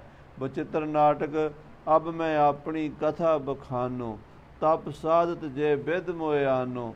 ਇਹ ਜਿਹੜਾ ਮਹਾਰਾਜ ਨੇ ਆਪਣਾ ਇਤਿਹਾਸ ਲਿਖਿਆ, ਭਾਈ ਸੰਤੋਖ ਸਿੰਘ ਜੀ ਲਿਖਦੇ, ਗੁਰੂ ਸਾਹਿਬ ਨੇ ਆਪ ਲਿਖਿਆ। ਭਾਈ ਸੰਤੋਖ ਸਿੰਘ ਜੀ ਗੁਰੂ ਗੋਬਿੰਦ ਸਿੰਘ ਸਾਹਿਬ ਜੀ ਤੋਂ ਲਗਭਗ 100 ਸਾਲ ਬਾਅਦ ਇਹ ਗ੍ਰੰਥ ਪੂਰਨ ਕੀਤਾ ਹੈ। ਤੇ ਸਾਧ ਸੰਗਤ ਜੀ, ਉਸ ਤੋਂ ਪਹਿਲੇ ਜਿਹੜੇ ਗ੍ਰੰਥ ਨੇ ਭਾਈ ਸੁੱਖਾ ਸਿੰਘ ਜੀ ਦੇ ਗੁਰਬਿਲਾਸ, ਬਾਬਾ ਸਰੂਪਦਾਸ ਜੀ ਭੱਲੇ ਦਾ ਮਹਿਮਾ ਪ੍ਰਕਾਸ਼, ਕੇਸਰ ਸਿੰਘ ਦਾ ਬੰਸਾਵਲੀ ਨਾਮਾ, ਸੇਵਾਦਾਸ ਦੀਆਂ ਪਰਚੀਆਂ, 100 ਸਾਖੀ, ਗੁਰਬਿਲਾਸ ਭਾਈ ਕੋਹਰ ਸਿੰਘ ਦਾ, ਇਹ ਜਿਹੜੇ ਇਸ ਭਾਈ ਸੰਤੋਖ ਸਿੰਘ ਤੋਂ ਪਹਿਲਾਂ 100 ਸਾਲ 'ਚ ਗ੍ਰੰਥ ਲਿਖੇ ਨੇ, ਉਹਨਾਂ ਸਾਰਿਆਂ ਗ੍ਰੰਥਾਂ ਨੇ ਵੀ ਮੰਨਿਆ ਹੈ ਕਿ ਇਹ ਸਾਰੀ ਬਾਣੀ ਦਸਵੇਂ ਪਾਤਸ਼ਾਹ ਦੀ ਹੈ। ਬਚਿੱਤਰ ਨਾਟਕ ਜਿਹਦੇ 'ਚ ਆਪਣੀ ਕਥਾ ਲਿਖੀ ਹੈ ਤੇ ਇਹਦੇ ਵਿੱਚ ਸੱਚੇ ਪਾਤਸ਼ਾਹ ਨੇ ਇਹ ਜਿਹੜਾ ਹੁਸੈਨੀ ਵਾਲਾ ਯੁੱਧ ਹੈ ਇਹਦਾ ਖਾਸ ਕਰਕੇ ਵਰਣਨ ਕੀਤਾ ਹੈ। ਕਵੀ ਜੀ ਕਹਿੰਦੇ, ਸ੍ਰੀ ਗੁਰੂ ਗੋਬਿੰਦ ਸਿੰਘ ਸਭ ਰਣ ਗੁਰੂ ਗੋਬਿੰਦ ਸਿੰਘ ਕਹਿਓ, ਬੀਚ ਬਚਿੱਤਰ ਨਾਟਕੇ ਲਿਓ। ਬਚਿੱਤਰ ਨਾਟਕ ਦੇ ਵਿੱਚ ਗੁਰੂ ਮਹਾਰਾਜ ਨੇ ਆਪ ਲਿਖੀ ਹੈ ਇਹ ਕਥਾ। ਸਪਤ ਸੋਰਨ ਸਹਿਤ ਸੋਲਰਿਓ। ਕਹਿੰਦੇ ਉੱਥੇ ਸੰਗਤੀਆ ਸਿੰਘ 7 ਸਿੱਖਾਂ ਸਮੇਤ ਲੜਿਆ ਸੀ ਹੁਸੈਨੀ ਦੀ ਫੌਜ ਦੇ ਨਾਲ। ਸੰਗਤੀਆ ਸਿੰਘ ਰਣ ਮੈਂ ਮਰਿਓ। ਤੇ ਸੰਗਤੀਆ ਸਿੰਘ ਰਾਜਾ ਗੋਪਾਲ ਚੰਦ ਗੁਲੇਰੀਏ ਦੀ ਮਦਦ ਕਰਦਾ ਹੋਇਆ ਭੀਮ ਚੰਦ ਕਿਰਪਾਲ ਚੰਦ ਤੇ ਹੁਸੈਨੀ ਦੇ ਵਿਰੁੱਧ ਲੜਦਾ ਹੋਇਆ ਸ਼ਹੀਦ ਹੋ ਗਿਆ। ਜੰਗ ਹੁਸੈਨੀ ਕਾਲਿਓ ਕਨੋ, ਹੁਸੈਨੀ ਨੇ ਬੜਾ ਘਮਸਾਣ ਦਾ ਜੰਗ ਮਚਾਇਆ, ਕਿਉਂਕਿ ਹੁਸੈਨੀ ਕੋਲ 2000 ਤਾਂ ਪਠਾਣਾ ਦੀ ਫੌਜ ਸੀ ਤੇ ਬਾਕੀ ਉਹਨੇ ਰਾਜਾ ਭੀਮ ਚੰਦ ਤੇ ਕਿਰਪਾਲ ਚੰਦ ਦੀ ਫੌਜ ਵੀ ਆਪਣੇ ਨਾਲ ਲਾ ਲਈ ਸੀ। ਹੋਰ ਵੀ 22 ਧਾਰ ਦੇ ਕਈ ਰਾਜੇ ਆਪਣੇ ਨਾਲ ਗੰਢੇ ਹੋਏ ਸਨ, ਜਿਸ ਕਰਕੇ ਉਹਨੂੰ ਆਪਣੀ ਤਾਕਤ ਤੇ ਬੜਾ ਮਾਣ ਸੀ ਤੇ ਉਹਦਾ ਪਲੜਾ ਭਾਰੀ ਸੀ। ਪਰ ਦੂਜੇ ਪਾਸੇ ਰਾਜਾ ਗੋਪਾਲ ਚੰਦ ਗੁਲੇਰੀਆ ਤੇ ਰਾਮ ਸਿੰਘ ਜਸਵਾਲੀਆ ਵੱਲ ਸ੍ਰੀ ਗੁਰੂ ਗੋਬਿੰਦ ਸਿੰਘ ਸਾਹਿਬ ਦੇ ਭੇਜੇ ਹੋਏ 7 ਸਿੰਘ ਸਨ। 7 ਸਿੰਘ ਤੇ 8ਵਾਂ ਸੰਗਤੀਆ ਸਿੰਘ ਉਹਨਾਂ ਦਾ ਜਥੇਦਾਰ ਸੀ। ਉਸ ਵੇਲੇ ਉੱਥੇ 7-8 ਗੁਰੂ ਕੇ ਸਿੱਖ ਸਾਧ ਸੰਗਤ ਜੀ ਹਜ਼ਾਰਾਂ ਫੌਜਾਂ ਦੇ ਨਾਲ ਲੜਦੇ ਹੋਏ ਸ਼ਹੀਦ ਹੋ ਗਏ ਹਨ। ਦਰਦ ਵਿਸਾਲ ਤਹਾਂ ਹੀ ਹਨੋ, ਕਹਿੰਦੇ ਬੜਾ ਘਮਸਾਣ ਦਾ ਯੁੱਧ ਮਚਿਆ ਹੈ। ਉਸ ਘਮਸਾਣ ਦੇ ਯੁੱਧ ਦੇ ਵਿੱਚ ਹੁਸੈਨੀ ਵੀ ਮਾਰਿਆ ਗਿਆ। ਹੁਸੈਨੀ ਜਿਹੜਾ ਕਿ ਬੜਾ ਹੰਕਾਰੀ ਸੀ, ਗੁਲਾਮ ਸੀ ਦਿਲਾਵਰ ਖਾਂ ਦਾ, ਤੇ ਆਪਣੇ ਵਰਗਾ ਕਿਸੇ ਨੂੰ ਸਮਝਦਾ ਨਹੀਂ ਸੀ। ਮਹਾਰਾਜ ਨੇ ਲਿਖਿਆ ਬਚਿੱਤਰ ਨਾਟਕ ਵਿੱਚ, ਜੈਸੇ ਰੱਬ ਕੇ ਤੇਜ ਤੇ ਰੇਤ ਅਧਿਕ ਤਪਤਾਏ। ਕਹਿੰਦੇ ਸੂਰਜ ਦੀ ਗਰਮੀ ਨਾਲ ਰੇਤਾ ਗਰਮ ਹੋ ਜਾਂਦਾ ਹੈ। ਰੱਬ ਬਲ ਸ਼ੁਦਰ ਨਾ ਜਾਣੀ ਆਪਨ ਹੀ ਗਰਬਾਏ। ਤੇ ਉਹ ਰੇਤਾ ਮੁੱਛਾਂ ਨੂੰ ਵੱਟ ਦਿੰਦਾ ਫਿਰਦਾ ਵੀ ਮੈਂ ਗਰਮ ਆ। ਕਹਿੰਦੇ ਉਹਨੂੰ ਪੁੱਛੇ ਗਰਮੀ ਤੇ ਤੇਰੇ ਸੂਰਜ ਦੀ ਹੈ, ਤੇਰੀ ਕਾਹਦੀ ਗਰਮੀ ਹੈ? ਤੂੰ ਤੇ ਰਾਤ ਨੂੰ ਬਰਫ਼ ਵਰਗਾ ਠੰਡਾ ਹੋ ਜਾਣਾ, ਦਿਨੇ ਤੂੰ ਤੱਤਾ ਹੋ ਜਾਣਾ। ਇਸੇ ਤਰ੍ਹਾਂ ਹੁਸੈਨੀ ਤਾਕਤ ਤਾਂ ਲਈ ਫਿਰਦਾ ਸੀ ਔਰੰਗਜ਼ੇਬ ਦੀ, ਫੌਜਾਂ ਤੇ ਸਰਕਾਰੀ ਸੀ ਉਹਦੇ ਕੋਲ, ਤੇ ਆਪਣੇ ਮਾਲਕ ਦਿਲਾਵਰ ਖਾਂ ਦਾ ਹੁਕਮ ਲੈ ਕੇ ਆਇਆ ਸੀ। ਆਪਣੇ ਆਪ 'ਚ ਆਖੜਿਆ ਫਿਰਦਾ ਸੀ ਵੀ ਮੇਰੇ ਵਰਗਾ ਕੋਈ ਨਹੀਂ, ਮੈਂ ਹੀ ਬਾਦਸ਼ਾਹ ਬਣਿਆ ਫਿਰਦਾ। ਹਰ ਇੱਕ ਨੂੰ ਧਮਕੀ ਦਿੰਦਾ ਸੀ, ਹਰ ਇੱਕ ਤੋਂ ਟੈਕਸ ਮੰਗਦਾ ਸੀ, ਹਰ ਇੱਕ ਨੂੰ ਓਏ ਓਏ ਕਰਕੇ ਬੋਲਦਾ ਸੀ। 22 ਧਾਰ ਦੇ ਰਾਜਿਆਂ ਨੂੰ ਅੱਗੇ ਲਾਈ ਫਿਰਦਾ ਸੀ। ਇੱਥੋਂ ਤੱਕ ਵੀ ਗੁਰੂ ਗੋਬਿੰਦ ਸਿੰਘ ਸਾਹਿਬ ਜੀ ਮਹਾਰਾਜ ਦੇ ਮਸੰਦ ਵੀ ਗੁਰੂ ਮਹਾਰਾਜ ਨੂੰ ਕਹਿਣ ਲੱਗ ਪਏ ਸਨ ਵੀ ਮਹਾਰਾਜ ਇਹਦੇ ਨਾਲ ਨਾ ਲੜਿਆ ਜੇ, ਇਹਦੇ ਨਾਲ ਸੁਲ੍ਹਾ ਕਰ ਲਿਆ ਜੇ, ਇਹਨੂੰ ਮਾੜੀ ਮੋਟੀ ਮਾਇਆ ਦੇ ਕੇ ਤੇ ਇਹਦੇ ਨਾਲ ਆਪਾਂ ਸੰਧੀ ਕਰ ਲਈਏ। ਪਰ ਸਤਿਗੁਰੂ ਕਹਿਣ ਲੱਗੇ, ਕਹਿੰਦੇ ਅਸੀਂ ਤਾਂ ਇਹਨਾਂ ਦੇ ਦੰਦ ਖੱਟੇ ਕਰਨ ਲਈ ਪੈਦਾ ਹੋਏ ਹਾਂ, ਇਹਨਾਂ ਦੀ ਜੜ ਪੁੱਟਣ ਲਈ। ਇਸ ਕਰਕੇ ਸਾਡੀ ਕਿਸੇ ਨਾਲ ਸੁਲ੍ਹਾ ਨਹੀਂ ਹੋਣੀ। ਰਾਜੇ ਕਰਦੇ ਨੇ ਕਰੀ ਜਾਣ, ਅਸੀਂ ਤਾਂ ਜੰਗ ਦੇ ਮੈਦਾਨ ਵਿੱਚ ਹੀ ਗੱਲਬਾਤ ਕਰਾਂਗੇ। ਸੋ 10ਵੇਂ ਪਾਤਸ਼ਾਹ ਮਹਾਰਾਜ ਨਹੀਂ ਡਰੇ ਇਸ ਤੋਂ, ਤੇ ਮਹਾਰਾਜ ਨੇ ਇਹ ਵੀ ਬਚਨ ਕਰਤਾ ਵੀ ਖਾਲਸਾ ਜੀ ਤੁਹਾਨੂੰ ਡਰਨ ਦੀ ਲੋੜ ਨਹੀਂ, ਹੁਸੈਨੀ ਨੇ ਆਨੰਦਪੁਰ ਪਹੁੰਚਣਾ ਹੀ ਨਹੀਂ। ਪਰਮੇਸ਼ਰ ਰਸਤੇ ਵਿੱਚ ਹੀ ਬਾਣੀ 'ਚ ਮਹਾਰਾਜ ਲਿਖਦੇ ਨੇ, ਕਾਲ ਤਿਨੋਂ ਕੇ ਗ੍ਰਹਿ ਵਿਖੈ ਡਾਰੀ ਕਲੈ ਬਣਾਏ। ਕਹਿੰਦੇ ਕਾਲ ਨੇ ਉਹਨਾਂ ਦੇ ਘਰ ਵਿੱਚ ਹੀ ਅੱਗ ਬਾਲ ਦਿੱਤੀ, ਆਪੇ ਹੀ ਸੜ ਕੇ ਮਰ ਗਏ। ਹੁਸੈਨੀ ਜਿਹੜਾ ਸੀ ਉੱਥੇ ਜੰਗ ਦੇ ਵਿੱਚ ਗੋਪਾਲ ਚੰਦ ਦੇ ਨਾਲ ਲੜਦਾ ਹੋਇਆ ਮਾਰਿਆ ਗਿਆ। ਬਲੀ ਕਿਰਪਾਲ, ਫਿਰ ਇਹਨਾਂ ਵਿੱਚ ਹੋਰ ਬੜਾ ਬਲੀ ਯੋਧਾ ਸੀ, ਹੁਸੈਨੀ ਦਾ ਸਾਥੀ ਰਾਜਾ ਕਿਰਪਾਲ ਚੰਦ, ਕਾਂਗੜੇ ਦਾ ਰਾਜਾ, ਕਟੋਚੀਆ ਰਾਜਾ। ਪੁਰਸ਼ਾਰਥ ਜਿਨ ਕੀਨ ਵਿਸਾਲ, ਇਹਨੇ ਬੜੇ ਬੜੇ ਜੰਗ ਲੜੇ ਸਨ। ਇੱਕ ਤਾਂ ਇਹ ਸ਼ਰਾਰਤੀ ਕਿਸਮ ਦਾ ਬੰਦਾ ਸੀ, ਇੱਕ ਲੜਾਕਾ ਵੀ ਬੜਾ ਸੀ, ਤੇ ਇਹਨੇ ਬੜੀ ਭਾਰੀ ਫੌਜ ਨਾਲ ਰਾਜਾ ਗੋਪਾਲ ਚੰਦ ਦੇ ਵਿਰੁੱਧ ਆਪਣਾ ਪੁਰਸ਼ਾਰਥ ਕੀਤਾ ਸੀ। ਸੋ ਪੀ ਮਾਰ ਲੀਨ ਰਣ ਮਾਹੀ, ਉਹ ਵੀ ਕਹਿੰਦੇ ਜੰਗ ਦੇ ਮੈਦਾਨ ਦੇ ਵਿੱਚ ਮਾਰ ਲਿਆ। ਕਟਿਓ ਕਿਰਪਾਨ ਸੰਗ ਸਿਰ ਜਾਹੀ, ਕਿਰਪਾਲ ਚੰਦ ਕਟੋਚੀਏ ਦਾ ਸਿਰ ਤਲਵਾਰ ਨਾਲ ਕਿਸੇ ਸੂਰਮੇ ਨੇ ਲਾ ਦਿੱਤਾ। ਕਹਿੰਦੇ ਐਸਾ ਘਮਸਾਣ ਦਾ ਯੁੱਧ ਮਚਿਆ ਕਿ ਰਾਜਾ ਕਿਰਪਾਲ ਚੰਦ ਆਪਣੇ ਸਿਰ ਤੋਂ ਹੱਥ ਧੋ ਬੈਠਾ, ਭਾਵ ਉਹਦਾ ਸਿਰ ਕੱਟਿਆ ਗਿਆ। ਹਿੰਮਤ ਕਿੰਮਤ ਸਹਿਤ ਸੰਘਾਰਾ, ਹਿੰਮਤ ਕਿੰਮਤ ਤੇ ਰਾਜਪੂਤ ਪਹਾੜੀਏ 2 ਜਰਨੈਲ ਸਨ, ਇਹ ਵੀ ਉੱਥੇ ਮਾਰੇ ਗਏ। ਤੀਨੋਂ ਜਬ ਮਾਰੇ ਸਰਦਾਰਾ, ਜਦੋਂ ਤਿੰਨੇ ਭਾਵ ਕਿਰਪਾਲ ਚੰਦ ਵੀ ਮਾਰਿਆ ਗਿਆ, ਹਿੰਮਤ ਵੀ ਮਾਰਿਆ ਗਿਆ ਤੇ ਕਿੰਮਤ ਵੀ ਮਾਰਿਆ ਗਿਆ। ਤਬ ਗੁਲੇਰੀਆ ਹੇਰ ਕਿਰਪਾਲ, ਕਹਿੰਦੇ ਗੁਲੇਰੀਏ ਨੇ ਵੇਖਿਆ ਵੀ ਕਿਰਪਾਲ ਚੰਦ ਮਾਰਿਆ ਗਿਆ ਹੈ। ਗੋਪਾਲ ਚੰਦ ਦਾ ਦੁਸ਼ਮਣ ਸੀ ਕਿਰਪਾਲ ਚੰਦ। ਇਹ ਸਾਧ ਸੰਗਤ ਜੀ ਨਾਮ ਕਈ ਵਾਰੀ ਕਨਫਿਊਜ਼ ਹੋ ਜਾਂਦੇ ਆ। ਗੋਪਾਲ ਚੰਦ ਤੇ ਰਾਮ ਸਿੰਘ ਇੱਕ ਪਾਸੇ ਸਨ। ਗੁਰੂ ਮਹਾਰਾਜ 10ਵੇਂ ਪਾਤਸ਼ਾਹ ਤੋਂ ਇਹਨਾਂ ਨੇ ਮਦਦ ਮੰਗੀ ਸੀ। ਮਹਾਰਾਜ ਨੇ ਭਾਈ ਸੰਗਤੀਆ ਸਿੰਘ ਨੂੰ ਭੇਜਿਆ ਸੀ। ਦੂਜੇ ਪਾਸੇ ਜਿਹੜਾ ਦਿਲਾਵਰ ਖਾਂ ਦਾ ਗੁਲਾਮ ਹੁਸੈਨੀ ਤੇ ਉਹਦੀ ਮਦਦ ਤੇ ਕਿਰਪਾਲ ਚੰਦ ਕਟੋਚੀਆ ਤੇ ਭੀਮ ਚੰਦ ਕਹਿਲੂਰੀਆ ਸਨ। ਤੋ ਹੁਣ ਮਹਾਰਾਜ ਨੇ ਐਸੀ ਕਲਾ ਵਰਤਾਈ ਐਸਾ ਕਮਸਾਨ ਦਾ ਜੰਗ ਉੱਥੇ ਹੀ ਮਚਿਆ, ਆਨੰਦਪੁਰ ਸਾਹਿਬ ਲੜਾਈ ਪਹੁੰਚੀ ਨਹੀਂ। ਰਸਤੇ ਵਿੱਚ ਹੀ ਮਹਾਰਾਜ ਨੇ ਨਿਬੇੜਾ ਕਰਤਾ ਕਿ ਹੁਸੈਨੀ ਵੀ ਮਾਰਿਆ ਗਿਆ, ਹਿੰਮਤ ਕਿੰਮਤ ਦੋਵੇਂ ਮਾਰੇ ਗਏ, ਤੇ ਰਾਜਾ ਕਿਰਪਾਲ ਚੰਦ ਕਟੋਚੀਆ ਵੀ ਮਾਰਿਆ ਗਿਆ। ਜਦੋਂ ਗੋਪਾਲ ਚੰਦ ਨੇ ਵੇਖਿਆ ਵੀ ਮੇਰਾ ਵੱਡਾ ਦੁਸ਼ਮਣ ਮਾਰਿਆ ਗਿਆ ਹੈ, ਲੈ ਰਣ ਕੀਜੈ ਹਰਖ ਵਿਸਾਲ। ਕਹਿੰਦੇ ਉਸ ਵੇਲੇ ਰਾਜੇ ਗੋਪਾਲ ਚੰਦ ਨੇ ਖੁਸ਼ੀ ਦੇ ਜਕਾਰੇ ਗਜਾਣੇ ਸ਼ੁਰੂ ਕਰ ਦਿੱਤੇ। ਉਹਨੇ ਆਪਣੀ ਜਿੱਤ ਦੇ ਨਗਾਰੇ ਵਜਾਣੇ ਸ਼ੁਰੂ ਕਰ ਦਿੱਤੇ, ਕਿਉਂਕਿ ਉਹਨੂੰ ਫਤਿਹ ਮਿਲ ਗਈ। ਉਹਦੇ ਸਾਰੇ ਹੀ ਦੁਸ਼ਮਣ ਲਗਭਗ ਸਾਰੇ ਮਾਰੇ ਗਏ। ਬਜੇ ਫਤਿਹ ਕੇ ਊਚ ਨਗਾਰੇ। ਗੋਪਾਲ ਚੰਦ ਗੁਲੇਰੀਏ ਨੇ ਆਪਣੀ ਫੌਜ ਦੇ ਵਿੱਚ ਰਣਜੀਤ ਦੇ ਨਗਾਰੇ ਵਜਾ ਦਿੱਤੇ, ਫਤਿਹ ਦੇ ਨਗਾਰੇ ਵਜਾ ਦਿੱਤੇ। ਦਲ ਭਾਜ ਚਲਿਓ ਬਿਨ ਮਾਰੇ। ਕਹਿੰਦੇ ਦੁਸ਼ਮਣ ਦੀ ਫੌਜ ਬਿਨਾਂ ਮਾਰਿਆ ਹੀ ਮਾਰੀ ਗਈ। ਪਰਮੇਸ਼ਰ ਨੇ ਐਸੀ ਕਲਾ ਵਰਤਾਈ ਕਿ ਉਹ ਪਰਲੇ ਪਾਸੇ ਹੀ ਨਿਬੇੜਾ ਕਰਤਾ, ਆਨੰਦਪੁਰ ਸਾਹਿਬ ਤੱਕ ਆਉਣ ਹੀ ਨਹੀਂ ਦਿੱਤਾ। ਬਿਨ ਸਰਦਾਰ ਲੜੈ ਕੋ ਰਨ ਮੈਂ। ਮਹਾਰਾਜ 10ਵੇਂ ਪਾਤਸ਼ਾਹ ਦੀ ਬਾਣੀ 'ਚ ਪੰਕਤੀ ਆਉਂਦੀ ਹੈ, ਸਰਦਾਰ ਬਿਨਾਂ ਕਰੈ ਭੂਪ ਬਿਨਾਂ ਕਰੈ ਕੌਣ ਲੜਾਈ। ਕਹਿੰਦੇ ਭੂਪ ਤੋਂ ਬਿਨਾਂ, ਰਾਜੇ ਤੋਂ ਬਿਨਾਂ ਹੁਣ ਕੌਣ ਲੜੇ। ਜਦੋਂ ਕਿਰਪਾਲ ਚੰਦ ਵੀ ਮਾਰਿਆ ਗਿਆ, ਹੁਸੈਨੀ ਵੀ ਮਾਰਿਆ ਗਿਆ, ਹਿੰਮਤ ਕਿੰਮਤ ਦੋਵੇਂ ਮਾਰੇ ਗਏ, ਤੇ ਹੁਣ ਲੜਨ ਵਾਲਾ ਕੋਈ ਜਰਨੈਲ ਰਿਹਾ ਨਹੀਂ, ਤੇ ਫੌਜਾਂ ਜਿਹੜੀਆਂ ਸਨ ਉਹ ਹੁਸੈਨੀ ਦੀਆਂ ਮੈਦਾਨੇ ਜੰਗ 'ਚੋਂ ਭੱਜਣੀਆਂ ਸ਼ੁਰੂ ਹੋ ਗਈਆਂ। ਦਾਰਨ ਮਾਚੇ ਧੀਰ ਨਾ ਮਨ ਮੈਂ। ਕਹਿੰਦੇ ਡਰ ਗਏ, ਫਿਰ ਸਿਪਾਹੀ ਜਰਨੈਲ ਹੌਸਲੇ ਟੁੱਟ ਗਏ ਵੀ ਹੁਣ ਅਸੀਂ ਮਾਰੇ ਜਾਵਾਂਗੇ। ਭੱਜਣ ਦੀ ਕੀਤੀ ਹੈ ਫਿਰ ਇਹਨਾਂ ਨੇ। ਆਪ ਆਪਨੇ ਥਾਨ ਸਦਾਰੇ। ਤੇ ਫਿਰ ਆਪਣੀਆਂ ਆਪਣੀਆਂ ਜਾਨਾਂ ਲੈ ਕੇ ਜਿੱਧਰ ਮੂੰਹ ਆਇਆ ਆਪਣੇ ਆਪਣੇ ਪਿੰਡਾਂ ਸ਼ਹਿਰਾਂ ਨੂੰ ਦੌੜ ਗਏ ਹਨ ਪਠਾਨ। ਮਿਲਿਓ ਜੋ ਬਹੁ ਦਲ ਭਇਓ ਕਿਨਾਰੇ। ਕਹਿੰਦੇ ਜਿਹੜਾ ਬੜਾ ਦਲ ਇਕੱਠਾ ਹੋਇਆ ਸੀ ਹੁਸੈਨੀ ਦੀ, ਪਠਾਣਾ ਦੀ 2000 ਫੌਜ ਸੀ, ਕਿਰਪਾਲ ਚੰਦ ਕਟੋਚੀਏ ਦੀ ਫੌਜ ਸੀ, ਰਾਜੇ ਭੀਮ ਚੰਦ ਦੀ ਫੌਜ ਸੀ, ਤੇ ਹੋਰ ਵੀ ਕਈ ਛੋਟੇ ਮੋਟੇ ਮੀਏ ਰਾਣੇ ਇਹਨਾਂ ਨੇ ਇਕੱਠੇ ਕੀਤੇ ਹੋਏ ਸਨ। ਉਹ ਸਾਰੇ ਹੀ ਤਿੱਤਰ ਬਿੱਤਰ ਹੋ ਗਏ ਜਦੋਂ ਇਹਨਾਂ ਦੇ ਜਰਨੈਲ ਮਾਰੇ ਗਏ, ਤੇ ਇਹਨਾਂ ਨੂੰ ਭੱਜਦਿਆਂ ਰਾਹ ਨਹੀਂ ਲੱਭਾ। ਸ਼੍ਰੀ ਸਤਗੁਰ ਪਰ ਰਿਪ ਚੜ ਆਇਓ। ਆਖੋ ਸਤਨਾਮ ਸ੍ਰੀ ਵਾਹਿਗੁਰੂ।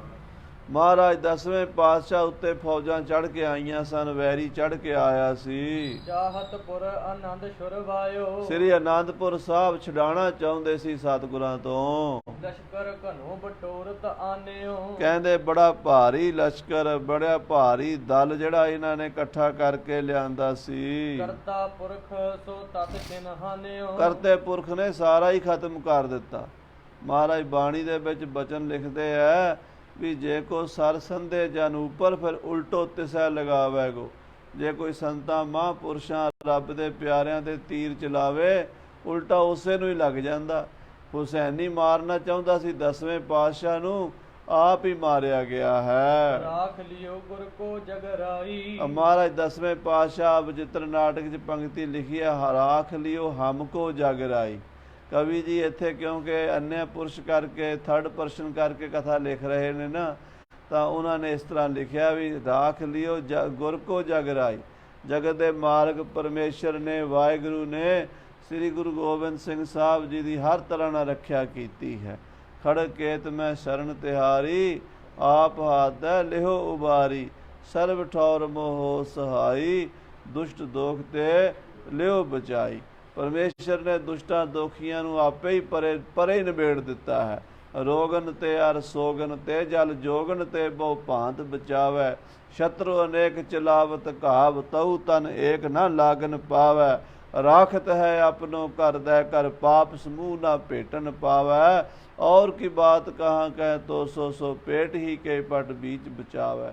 इस प्रकार नाल महाराज सच्चे पातशाह श्री गुरु गोबिंद सिंह साहिब जी दी परमेश्वर ने रख्या कीती है। लोहो कटा अनतै बरसाई। ਇਹ ਪੰਕਤੀ ਵੀ 10ਵੇਂ ਪਾਤਸ਼ਾਹ ਦੇ ਬਚਿੱਤਰ ਨਾਟਕ ਵਿੱਚ ਆਉਂਦੀ ਹੈ। ਰਾਖ ਲਿਓ ਹਮਕੋ ਜਗਰਾਈ, ਲੋਹ ਘਟਾ ਅਨਤੈ ਬਰਸਾਈ। ਕਹਿੰਦੇ ਲੋਹ ਘਟਾ ਦਾ ਮਤਲਬ ਹੁੰਦਾ ਜਿੱਥੇ ਲੋਹਾ ਖੜਕਦਾ ਹੋਵੇ, ਜੰਗ ਦਾ ਮੈਦਾਨ, ਜੰਗ ਨੂੰ ਲੋਹ ਕਹਿੰਦੇ ਹਨ। ਕਹਿੰਦੇ ਲੋਹ ਘਟਾ ਕਿਤੇ ਹੋਰ ਹੀ ਵੱਸ ਗਈ, ਹੋਰ ਹੀ ਤੀਰ ਗੋਲੀਆਂ ਕਿਤੇ ਬਾਹਰ ਹੀ ਚੱਲ ਗਏ। ਅਨੰਦਪੁਰ ਸਾਹਿਬ ਤੱਤੀ ਵਾਰ ਨਹੀਂ ਲੱਗੀ। ਕਰ ਹੰਕਾਰ ਜੋ ਦਲ ਬਲ ਘੇਰਾ, ਜਿਹੜਾ ਆਪਣੇ ਦਲ ਤੇ ਆਪਣੇ ਬਲ ਦਾ ਹੰਕਾਰ ਕਰਕੇ ਆਇਆ ਸੀ, ਸ੍ਰੀ ਪ੍ਰਭ ਸਨ ਚਹ ਕਰਨ ਬਖੇਰਾ। ਉਹ ਰਣ ਤੱਤੇ 'ਚ ਮਾਰਿਆ ਗਿਆ। ਹੁਸੈਨੀ ਖਤਮ ਹੋ ਗਿਆ। ਕਿਰਪਾਲ ਚੰਦ ਕਟੋਚੀਆ ਜਿਹੜਾ ਸ਼ਰਾਰਤ ਦੀ ਹਮੇਸ਼ਾ ਉਹ ਚਿੰਗਾੜੀ ਬਾਲ ਕੇ ਰੱਖਦਾ ਸੀ, ਉਹ ਵੀ ਮਾਰਿਆ ਗਿਆ। ਹਿੰਮਤ ਕੀਮਤ ਵਰਗੇ ਯੋਧੇ ਮਾਰੇ ਗਏ। ਸੋ ਮਹਾਰਾਜ ਸੱਚੇ ਪਾਤਸ਼ਾਹ ਜੀ ਦੇ ਨਾਲ ਜਿਹੜਾ ਵੀ ਕੋਈ ਬੈਰ ਵਿਰੋਧ ਕਰੇਗਾ ਨਾ, ਸਾਧ ਸੰਗਤ ਜੀ, ਉਹਦਾ ਇਹੀ ਅਸਰ ਹੋਵੇਗਾ। ਸੰਤਾਂ ਨਾਲ ਵੈਰ ਕਮਾਵੰਦੇ, ਦੁਸ਼ਟਾਂ ਨਾਲ ਮੋਹ ਪਿਆਰ, ਆਗੇ ਪਾਛੈ ਸੁਖ ਨਹੀਂ ਮਰ ਜੰਮੈ ਵਾਰੋ ਵਾਰ। ਜਿਹੜੇ ਇਸ ਤਰ੍ਹਾਂ ਦੇ ਦੁਸ਼ਟ ਨੀਚ ਕਰਮ ਕਰਦੇ ਹਨ ਪੁਰਸ਼, ਅਖੀਰ ਉਹਨਾਂ ਦਾ ਮਾੜਾ ਹੀ ਹੁੰਦਾ ਹੈ। ਸੋ ਇਹ ਆਪਣੀ ਆਈ ਮਾਰੇ ਗਏ ਹਨ। ਉਹ ਪੂਰਾ ਉਤਰੈ ਕਿਮ ਨਾਹੀ, ਜਿਹੜਾ ਗੁਰੂਆਂ ਨਾਲ, ਸਤਿਗੁਰੂ ਕਲਗੀਆਂ ਵਾਲੇ ਪਾਤਸ਼ਾਹ ਵਰਗੇ ਮਹਾਂਪੁਰਸ਼ਾਂ ਨਾਲ ਵਿਰੋਧ ਕਰਦਾ, ਉਹ ਕਦੀ ਪੂਰਾ ਨਹੀਂ ਉਤਰਦਾ।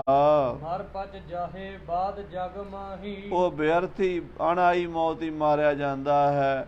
ਉਹ ਦੁਨੀਆ ਤੇ ਖਤਮ ਹੋ ਜਾਂਦਾ ਹੈ, ਉਹਦਾ ਨਾਮੋ ਨਿਸ਼ਾਨ ਮਿਟ ਜਾਂਦਾ ਹੈ। ਕਰਿਓ ਧਰਮ ਨਿਰਭਇਓ ਨਾ ਕਿਰਪਾਲ, ਕਹਿੰਦੇ ਰਾਜੇ ਕਿਰਪਾਲ ਚੰਦ ਕਟੋਚੀਏ ਤੇ ਭੀਮ ਚੰਦ ਨੇ ਸਹੁੰ ਪਾਈ ਸੀ ਵੀ ਅਸੀਂ ਕੁਛ ਨਹੀਂ ਕਵਾਂਗੇ, ਜੇ ਗੋਪਾਲ ਚੰਦ ਸਾਡੇ ਕੋਲ ਆ ਜਾਵੇ ਤੇ ਬਹਿ ਕੇ ਗੱਲ ਕਰ ਲਈਏ।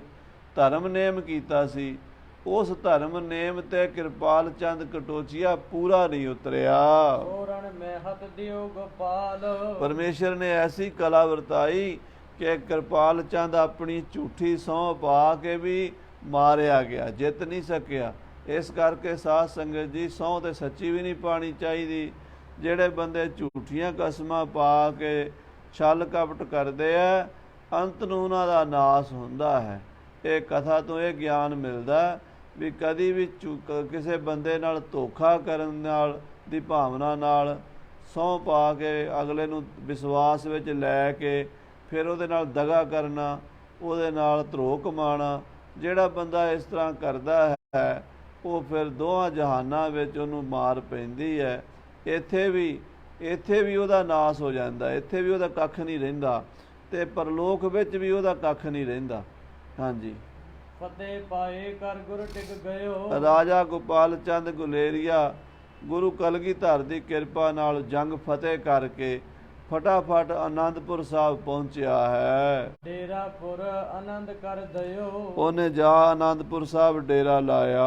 ਸਭਾ ਸਥਾਨ ਪ੍ਰਭੂ ਚਲੇ ਆਏ, ਜਦੋਂ ਮਹਾਰਾਜ 10ਵੇਂ ਪਾਤਸ਼ਾਹ ਦਰਬਾਰ ਵਿੱਚ ਆ ਕੇ ਬੈਠੇ ਹਨ, ਭਟ ਮਸੰਦ ਫਿਰੈ ਸਮੁਦਾਏ। ਜਦੋਂ ਮਹਾਰਾਜ ਦੇ ਦਰਬਾਰੀ ਸੂਰਮੇ ਯੋਧੇ ਮਸੰਦ ਤੇ ਵਿਦਵਾਨ ਕਵੀਗਣ ਆ ਕੇ ਬੈਠ ਗਏ, ਸਾਰਾ ਦਰਬਾਰ ਸਜ ਗਿਆ। ਚਮਰ ਚਰਾਚਰ ਸਿਰ ਪਰ ਢੋਰਤ, ਮਹਾਰਾਜ ਦੇ ਸੀਸ ਉੱਤੇ ਸੁੰਦਰ ਚੌਰ ਝੁਲਾਇਆ ਜਾ ਰਿਹਾ ਸੀ। ਕਹੂੰ ਔਰ ਸਭ ਚਰਨ ਨਿਹੋਰਤ, ਤੇ ਚਾਰੇ ਪਾਸੇ ਮਹਾਰਾਜ ਦੇ ਚਰਨਾਂ ਨੂੰ ਸੰਗਤਾਂ ਨਮਸਕਾਰਾਂ ਕਰ ਰਹੀਆਂ ਸਨ। ਤਬ ਗੁਲੇਰੀਆ ਗੁਰੂ ਬੁਲਾਇਓ, ਤਾਂ ਮਹਾਰਾਜ ਨੇ ਰਾਜੇ ਗੋਪਾਲ ਚੰਦ ਗੁਲੇਰੀਏ ਨੂੰ ਆਪਣੀ ਸਭਾ ਵਿੱਚ ਸੱਦਾ ਦਿੱਤਾ।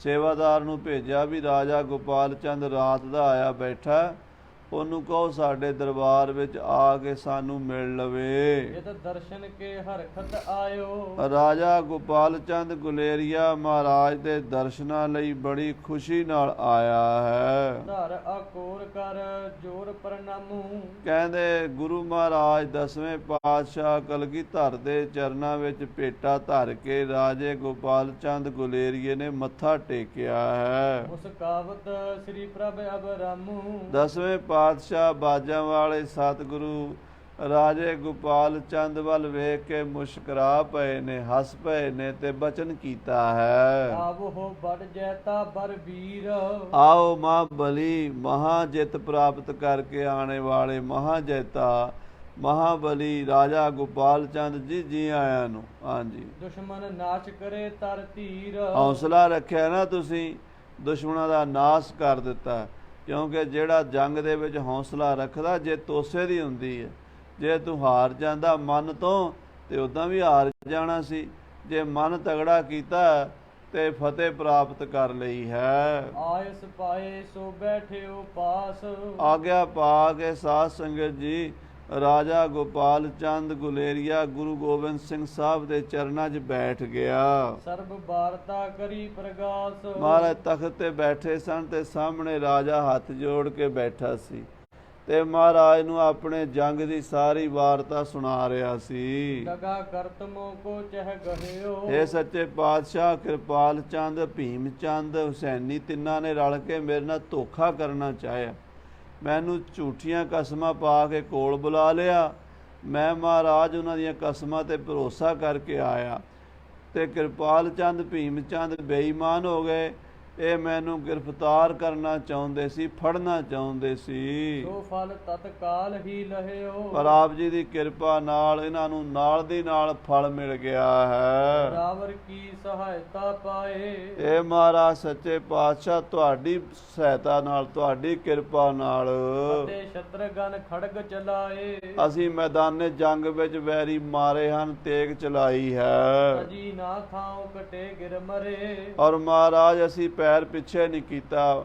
ਭਾਵੇਂ ਸਾਡੇ ਵੀ ਜਵਾਨ ਲੜ ਕੇ ਬਹੁਤ ਸ਼ਹੀਦ ਹੋਏ ਨੇ, ਪਰ ਅਸੀਂ ਦੁਸ਼ਮਣ ਦੇ ਸਾਹਮਣੇ ਸ਼ਸਤਰ ਨਹੀਂ ਸੁੱਟੇ, ਮਰਦਾਂ ਤਰ੍ਹਾਂ ਲੜੇ ਹਾਂ। ਭੀਮ ਭੂਰ ਸੰਗਰ ਕੋ ਕਰੇ। ਬੜਾ ਭਿਆਨਕ ਵੱਡਾ ਯੁੱਧ ਕੀਤਾ ਹੈ। ਆਗਿਆ ਦੇਹੋ ਅਬੈਪੁਰ ਜਾਵੋ। ਮਹਾਰਾਜ ਹੁਣ ਮੈਨੂੰ ਆਗਿਆ ਦਿਓ, ਇੱਕ ਵਾਰੀ ਮੈਨੂੰ ਛੇਤੀ ਆਪਣੀ ਰਾਜਧਾਨੀ ਜਾਣਾ ਪੈਣਾ ਹੈ। ਕਾਇਲ ਭਟਨ ਸੇਵ ਕਰਵਾਵੋ। ਜਿਹੜੇ ਮੇਰੀ ਫੌਜ ਦੇ ਯੋਧੇ ਜ਼ਖਮੀ ਹੋਏ ਪਏ ਨੇ, ਜਿਨ੍ਹਾਂ ਨੂੰ ਸੱਟਾਂ ਲੱਗੀਆਂ ਨੇ, ਤੀਰਾਂ ਦੇ ਗੋਲੀਆਂ ਨਾਲ ਜ਼ਖਮੀ ਨੇ, ਮੈਂ ਉਹਨਾਂ ਦੀ ਸੇਵਾ ਕਰਾਣੀ ਚਾਹੁੰਦਾ, ਜਾ ਕੇ ਮਲਮ ਪੱਟੀ ਕਰਵਾਣੀ ਹੈ। ਤਬ ਸਤਿਗੁਰ ਦੇ ਕਰ ਸਿਰ ਪਾਓ। ਤਾਂ ਮਹਾਰਾਜ 10ਵੇਂ ਪਾਤਸ਼ਾਹ ਕਲਗੀਧਰ ਜੀ ਨੇ ਰਾਜੇ ਗੋਪਾਲ ਚੰਦ ਗੁਲੇਰੀਏ ਨੂੰ ਗੁਰੂ ਘਰ ਵੱਲੋਂ ਸਰੋਪਾ ਦਿੱਤਾ ਹੈ ਰੁਖ ਸਦ ਕਰਿਓ ਚੜਿਓ ਹਰ ਖਾਓ। ਔਰ ਵਿਦਾ ਕੀਤਾ ਤੇ ਬੜੀ ਖੁਸ਼ੀ ਨਾਲ ਰਾਜਾ ਚਲਾ ਗਿਆ ਵਾਪਸ। ਸਿਮ ਕਲਗੀਧਰ ਆਨੰਦ ਧਾਰੇ। ਇਸ ਤਰ੍ਹਾਂ ਕਲਗੀਧਰ ਪਾਤਸ਼ਾਹ ਬੜੇ ਆਨੰਦ ਵਿੱਚ, ਬੜੀ ਪ੍ਰਸੰਨਤਾ ਦੇ ਸਹਿਤ ਦਾਸ ਉਬਾਰ ਸ਼ਤਰ ਨਿਰਵਾਰੇ। ਆਪਣੇ ਦਾਸਾਂ ਦੀ ਰੱਖਿਆ ਕਰਦੇ, ਸ਼ਤਰੂਆਂ ਦਾ ਨਾਸ ਕਰਦੇ ਹਨ। ਮਾਘ ਮਾਸ ਪਾਛਲ ਪਖ ਆਇਓ। ਆਖੋ ਸਤਨਾਮ ਸ੍ਰੀ ਵਾਹਿਗੁਰੂ। ਮਾਘ ਦੇ ਮਹੀਨੇ ਦਾ ਪਿਛਲਾ ਪੱਖ ਆ ਗਿਆ ਹੈ ਵਾਸੁਰ ਆਦਿਤਵਾਰ ਸੁਹਾਇਓ। ਤੇ ਐਤਵਾਰ ਦਾ ਬੜਾ ਸੋਹਣਾ ਭਾਗਾਂ ਵਾਲਾ ਦਿਨ ਚੜਿਆ ਹੈ। ਏਕਮ ਥਿਤ ਨਿਸ ਦੋਏ ਕਟੀ ਜਬ। ਔਰ ਸਾਧ ਸੰਗਤ ਜੀ, ਮਾਘ ਦੇ ਮਹੀਨੇ ਦੇ ਪਿਛਲੇ ਪੱਖ ਦੀ ਏਕਮ ਦੀ 2 ਘੜੀਆਂ ਰਾਤ ਜਦੋਂ ਬੀਤੀ ਹੈ ਜੀਤੋ ਤੇ ਪੁੱਤਰ ਭਇਓ ਤਬ। ਤਾਂ ਮਹਾਰਾਜ 10ਵੇਂ ਪਾਤਸ਼ਾਹ ਜੀ ਦਾ ਤੀਸਰਾ ਪੁੱਤਰ ਪੈਦਾ ਹੋਇਆ। ਮਾਤਾ ਜੀਤੋ ਦੀ ਕੁੱਖ ਨੂੰ ਭਾਗ ਲੱਗੇ ਹਨ। ਦੇਵ ਮਾਨ ਧਾਇਨ ਤੇ ਹੋਏ। ਕਹਿੰਦੇ ਦਾਈਆਂ ਨੇ ਸੇਵਾ ਕੀਤੀ ਹੈ ਮਾਤਾ ਜੀ ਦੀ। ਸੁਨ ਉਤਸਾਹ ਹਰ ਕ ਸਭ ਕੋਏ। ਔਰ ਸਾਧ ਸੰਗਤ ਜੀ, ਸਾਰੇ ਪਾਸੇ ਖੁਸ਼ੀਆਂ ਤੇ ਵਧਾਈਆਂ ਦੇ ਵਾਜੇ ਵੱਜੇ ਨੇ। ਮਹਾਰਾਜ 10ਵੇਂ ਪਾਤਸ਼ਾਹ ਨੂੰ, ਮਾਤਾ ਗੁਜਰੀ ਜੀ ਨੂੰ ਵਧਾਈਆਂ ਮਿਲਣ ਲੱਗੀਆਂ ਨੇ। ਬਾਜ ਉਠੇ ਦਰ ਪਰ ਸ਼ਦਿਆਨੇ। ਗੁਰੂ ਘਰ ਦੇ ਦਰਵਾਜ਼ੇ ਤੇ ਸ਼ਦਿਆਨੇ ਵੱਜੇ ਹਨ। ਬੰਦੂਕਨ ਸ਼ਲਖ ਮਹਾਨੇ। ਤੋਪਾਂ ਤੇ ਬੰਦੂਕਾਂ ਦੀ ਛਲਕ ਹੋਈ ਹੈ। ਖੁਸ਼ੀ ਵਿੱਚ ਗੁਰੂ ਕੇ ਸਿੱਖਾਂ ਨੇ ਬੰਦੂਕਾਂ ਦੇ ਫੈਰ ਖੋਲੇ ਹਨ। ਭਇਓ ਕੁਲਾਹਲ ਆਨੰਦਪੁਰ ਮੈਂ। ਆਨੰਦਪੁਰ ਸਾਹਿਬ ਗਲੀ ਗਲੀ, ਬਾਜ਼ਾਰ ਬਾਜ਼ਾਰ ਖੁਸ਼ੀ ਦੀ ਲਹਿਰ ਦੌੜੀ ਹੈ। ਬੜਾ ਆਨੰਦ ਮਚਿਆ, ਕੁਲਾਹਲ ਹੋਇਆ ਹੈ। ਆਨੰਦ ਭਾ ਨਰ ਨਾਰਨ ਉਰ ਮੈਂ। ਇਸਤਰੀ ਪੁਰਸ਼ ਬੱਚੇ ਬੁੱਢੇ ਸਾਰਿਆਂ ਦੇ ਮਨ ਖੁਸ਼ ਹੋ ਗਏ ਹਨ। ਗਾਵਤ ਗੀਤ ਬ੍ਰਿੰਦ ਬਿਕ ਬੈਨੀ। ਕੋਇਲ ਵਰਗੀ ਸੁਰੀਲੀ ਆਵਾਜ਼ ਵਿੱਚ ਬੀਬੀਆਂ ਗੀਤ ਗਾਉਂਦੀਆਂ ਨੇ। ਗੁਰਬਾਣੀ ਸਖੀ ਆਨੰਦ ਗਾਵੈ, ਸਾਚੇ ਸਾਹਿਬ ਕੈ ਮਨ ਭਾਵੈ। ਵਧਾਈਆਂ ਦੇ ਗੀਤ ਗਾਉਂਦੀਆਂ ਨੇ। ਮਿਲੀ ਆਨ ਗੁਰ ਘਰ ਮ੍ਰਿਗ ਨੈਣੀ। ਜਿਨ੍ਹਾਂ ਦੇ ਨੇਤਰ ਕਮਲ ਵਰਗੇ ਹਨ, ਜਿਨ੍ਹਾਂ ਦੀਆਂ ਅੱਖਾਂ ਹਿਰਨ ਦੇ ਬੱਚੇ ਵਰਗੀਆਂ ਹਨ। ਬੜੀਆਂ ਸੁੰਦਰ ਹਰਨਾਖੀ ਇਸਤਰੀਆਂ ਮਾਤਾ ਗੁਜਰੀ ਜੀ ਨੂੰ, ਮਾਤਾ ਜੀਤੋ ਜੀ ਨੂੰ ਵਧਾਈਆਂ ਦੇਣ ਆਈਆਂ ਹਨ। ਗੁਜਰੀ ਕੋ ਦੇਤ ਵਧਾਈ। ਮਾਤਾ ਗੁਜਰੀ ਨੂੰ ਵਧਾਈਆਂ ਮਿਲਦੀਆਂ ਹਨ। ਮਨ ਹੈ ਮਾਨ ਸਹਿਤ ਮਦ ਪਾਈ। ਮਾਤਾ ਗੁਜਰੀ ਜੀ ਸਾਰੀਆਂ ਬੀਬੀਆਂ ਦੀ ਵਧਾਈ ਬੜੇ ਪਿਆਰ ਨਾਲ ਮਨ ਦੇ ਸਿਰ ਮੱਥੇ ਤੇ ਲੈਂਦੇ ਹਨ। ਮੰਗਲ ਵਸਤ ਅਨੇਕ ਪ੍ਰਕਾਰਨ। ਔਰ ਅਨੇਕਾਂ ਪ੍ਰਕਾਰ ਦੇ ਪਦਾਰਥ ਮੰਗਤਿਆਂ ਨੂੰ ਮਾਤਾ ਜੀ ਵਰਤਾ ਰਹੇ ਨੇ। ਸਭ ਹੀ ਕਰਤ ਦਿਖਾਏ ਸੋ ਨਾਰਨ।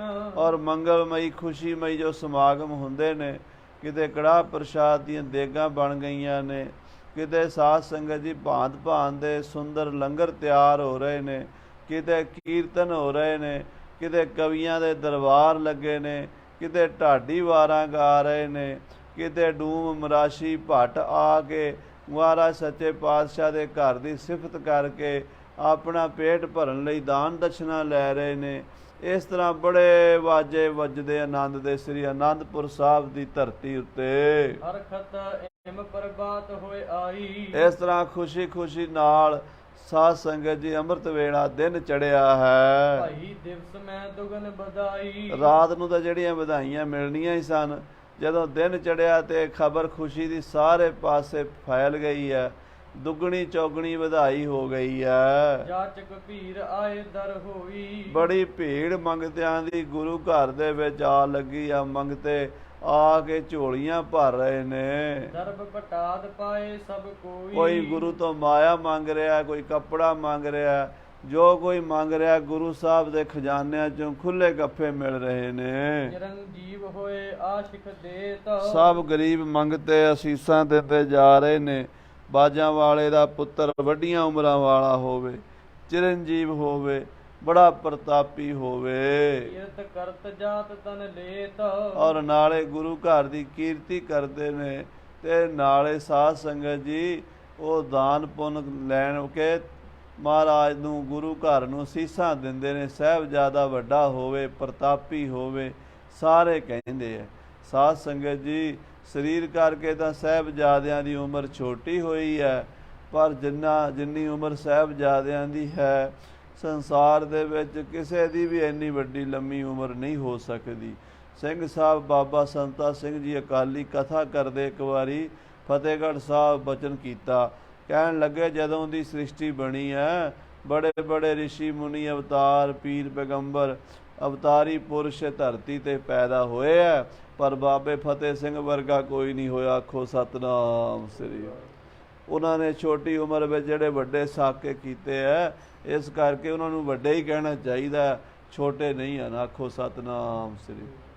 ਇਹ ਸਾਹਿਬਜ਼ਾਦੇ ਮਹਾਰਾਜ ਅਕਾਲ ਪੁਰਖ ਪਰਮੇਸ਼ਰ ਦੀਆਂ ਗੁਪਤ ਸ਼ਕਤੀਆਂ ਹੀ ਪ੍ਰਗਟ ਹੋਈਆਂ। ਕਵੀ ਜੀ ਅੱਗੇ ਚੱਲ ਕੇ ਦੱਸਦੇ ਹਨ। ਹਾਂਜੀ, ਆਨ ਹੀਜ ਦਵੈ ਹਾਥਨ ਤਾਲੀ। ਕਹਿੰਦੇ ਹੀਜੜੇ ਖੁਸਰੇ ਆ ਕੇ ਦੋਹਾਂ ਹੱਥਾਂ ਨਾਲ ਤਾੜੀਆਂ ਮਾਰ ਕੇ ਨੱਚਦੇ ਹਨ। ਢੋਲਕ ਟਲਕਾ ਬਜਤ ਵਿਸਾਲੀ। ਢੋਲਕੀਆਂ ਵਜਾਉਂਦੇ, ਟੱਲੀਆਂ ਵਜਾਉਂਦੇ ਆ। ਇਹ ਉਸ ਵੇਲੇ ਦਾ ਮਾਹੌਲ ਸੀਗਾ। ਅੱਜ ਕੱਲ੍ਹ ਦੇ ਕੱਟੜਪੰਥੀਆਂ ਨੂੰ ਇਹ ਵੀ ਸਾਧ ਸੰਗਤ ਜੀ ਸੁਣ ਕੇ ਕੰਨਾਂ 'ਚ ਖੁਰਕ ਹੋਣ ਲੱਗ ਜਾਂਦੀ ਹੈ। ਆਖੇ ਜੀ ਇਹ ਖੁਸਰੇ ਕਿਉਂ ਆ ਗਏ? ਹੁਣ ਖੁਸਰੇ ਰੱਬ ਦੇ ਬੰਦੇ ਕੋਈ ਨਹੀਂ, ਉਹਨਾਂ ਵਿਚਾਰਿਆਂ ਰੋਟੀ ਕਿੱਥੋਂ ਖਾਣੀ ਹੈ? ਲੋਕਾਂ ਦੇ ਘਰੋਂ ਜਿੱਥੋਂ ਉਹਨਾਂ ਨੂੰ ਦਾਨ ਦਛਨਾ ਮਿਲਦੀ ਹੈ ਉੱਥੋਂ ਹੀ ਪ੍ਰਸ਼ਾਦਾ ਛਕਣਾ ਉਹਨਾਂ ਦਾ ਪਰਮੇਸ਼ਰ ਨੇ ਸਬੱਬ ਬਣਾਇਆ ਹੀ ਇੱਦਾਂ ਦਾ ਹੈ। ਵਾਹਿਗੁਰੂ ਸ੍ਰਿਸ਼ਟੀ ਸਾਰੀ ਪਰਮੇਸ਼ਰ ਦੀ ਹੈ। ਇਹਦੇ 'ਚ ਹਿੰਦੂ ਮੁਸਲਮਾਨ ਸਿੱਖ ਈਸਾਈ ਦਾ ਨਹੀਂ ਕੋਈ ਸਵਾਲ। ਬਾਣੀ ਦੇ ਹਿਸਾਬ ਨਾਲ ਪੜ੍ਹ ਕੇ ਵੇਖ ਲਓ। ਬਾਣੀ ਕਹਿੰਦੀ ਹੈ ਏਕ ਨੂਰ ਤੇ ਸਭ ਜਗ ਉਪਜਿਆ, ਕੌਣ ਭਲੇ ਕੋ ਮੰਦੇ। ਸਾਰੇ ਪਰਮੇਸ਼ਰ ਨੇ ਪੈਦਾ ਕੀਤੇ ਹੈ।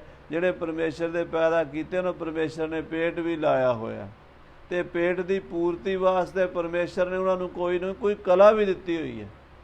ਕਿਸੇ ਨੂੰ ਰਾਗ ਵਿਦਿਆ ਦਿੱਤੀ ਹੈ, ਕਿਸੇ ਨੂੰ ਕਾਵ ਵਿਦਿਆ ਦਿੱਤੀ ਹੈ, ਕਿਸੇ ਨੂੰ ਖੇਤੀਬਾੜੀ ਦਿੱਤੀ ਹੈ, ਕਿਸੇ ਨੂੰ ਦੁਕਾਨਦਾਰੀ ਦਿੱਤੀ ਹੈ, ਕਿਸੇ ਨੂੰ ਨੌਕਰੀ ਦਿੱਤੀ ਹੈ, ਕਿਸੇ ਨੂੰ ਵਪਾਰ ਬਿਜ਼ਨਸ ਦਿੱਤਾ।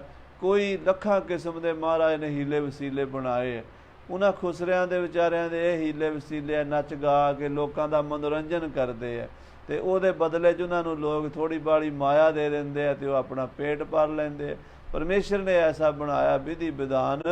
ਸੋ ਉਹ ਜਿਹੜੇ ਕਲਾਕਾਰ ਲੋਕ, ਗੁਣੀ ਲੋਕ ਹਨ, ਉਹ ਗੁਰੂ ਘਰ ਤੋਂ ਆ ਕੇ ਦਾਤਾ ਮੰਗ ਰਹੇ ਹਨ। ਗਾਵਤ ਨਾਚਤ ਲੇਤ ਪਵਾਲੀ। ਕਹਿੰਦੇ ਖੁਸਰੇ ਗਾਉਂਦੇ ਨੱਚਦੇ ਭਵਾਲੀਆਂ ਲੈਂਦੇ ਹਨ। ਤਾਲ ਮਿਲਾਏ ਘੁੰਗਰੂ ਨਾਲੀ। ਕਹਿੰਦੇ ਤਾਲ ਮਿਲਾ ਕੇ ਘੁੰਗਰੂ ਵਜਾ ਕੇ। ਤੇ ਆਦਿਕ ਉਛਾਏ ਵੱਡ ਹੋਵਾ। ਕਹਿੰਦੇ ਇਸ ਤਰ੍ਹਾਂ ਬੜਾ ਭਾਰੀ ਉਤਸਵ ਹੋਇਆ ਹੈ, ਬੜਾ ਭਾਰੀ ਉਤਸ਼ਾਹ ਆਨੰਦਪੁਰ ਸਾਹਿਬ ਵਿੱਚ ਹੋ ਰਿਹਾ ਹੈ। ਮਿਲ ਮਿਲ ਮੇਲ ਸਭ ਹੁਣ ਜੋਵਾ। ਕਹਿੰਦੇ ਮਿਲ ਮਿਲ ਕੇ ਸਾਰੇ ਬੜਾ ਪਿਆਰ ਦੇ ਨਾਲ ਇਹ ਉਤਸ਼ਾਹ ਵੇਖ ਰਹੇ ਹਨ, ਖੁਸ਼ੀ ਮਨਾ ਰਹੇ ਹਨ। ਨਿਜ ਕੁਲ ਰੀਤ ਕੀਨ ਵੱਡ ਮਾਤਾ। ਮਾਤਾ ਗੁਜਰੀ ਜੀ ਨੇ ਆਪਣੇ ਕੁਲ ਦੀ ਜੋ ਸੋਢੀ ਕੁਲ ਦੀ ਮਰਜ਼ਾਦਾ ਹੈ, ਇੱਕ ਵੈਦਿਕ ਰੀਤੀ ਹੁੰਦੀ ਹੈ, ਇੱਕ ਲੌਕਿਕ ਰੀਤੀ ਹੁੰਦੀ ਹੈ।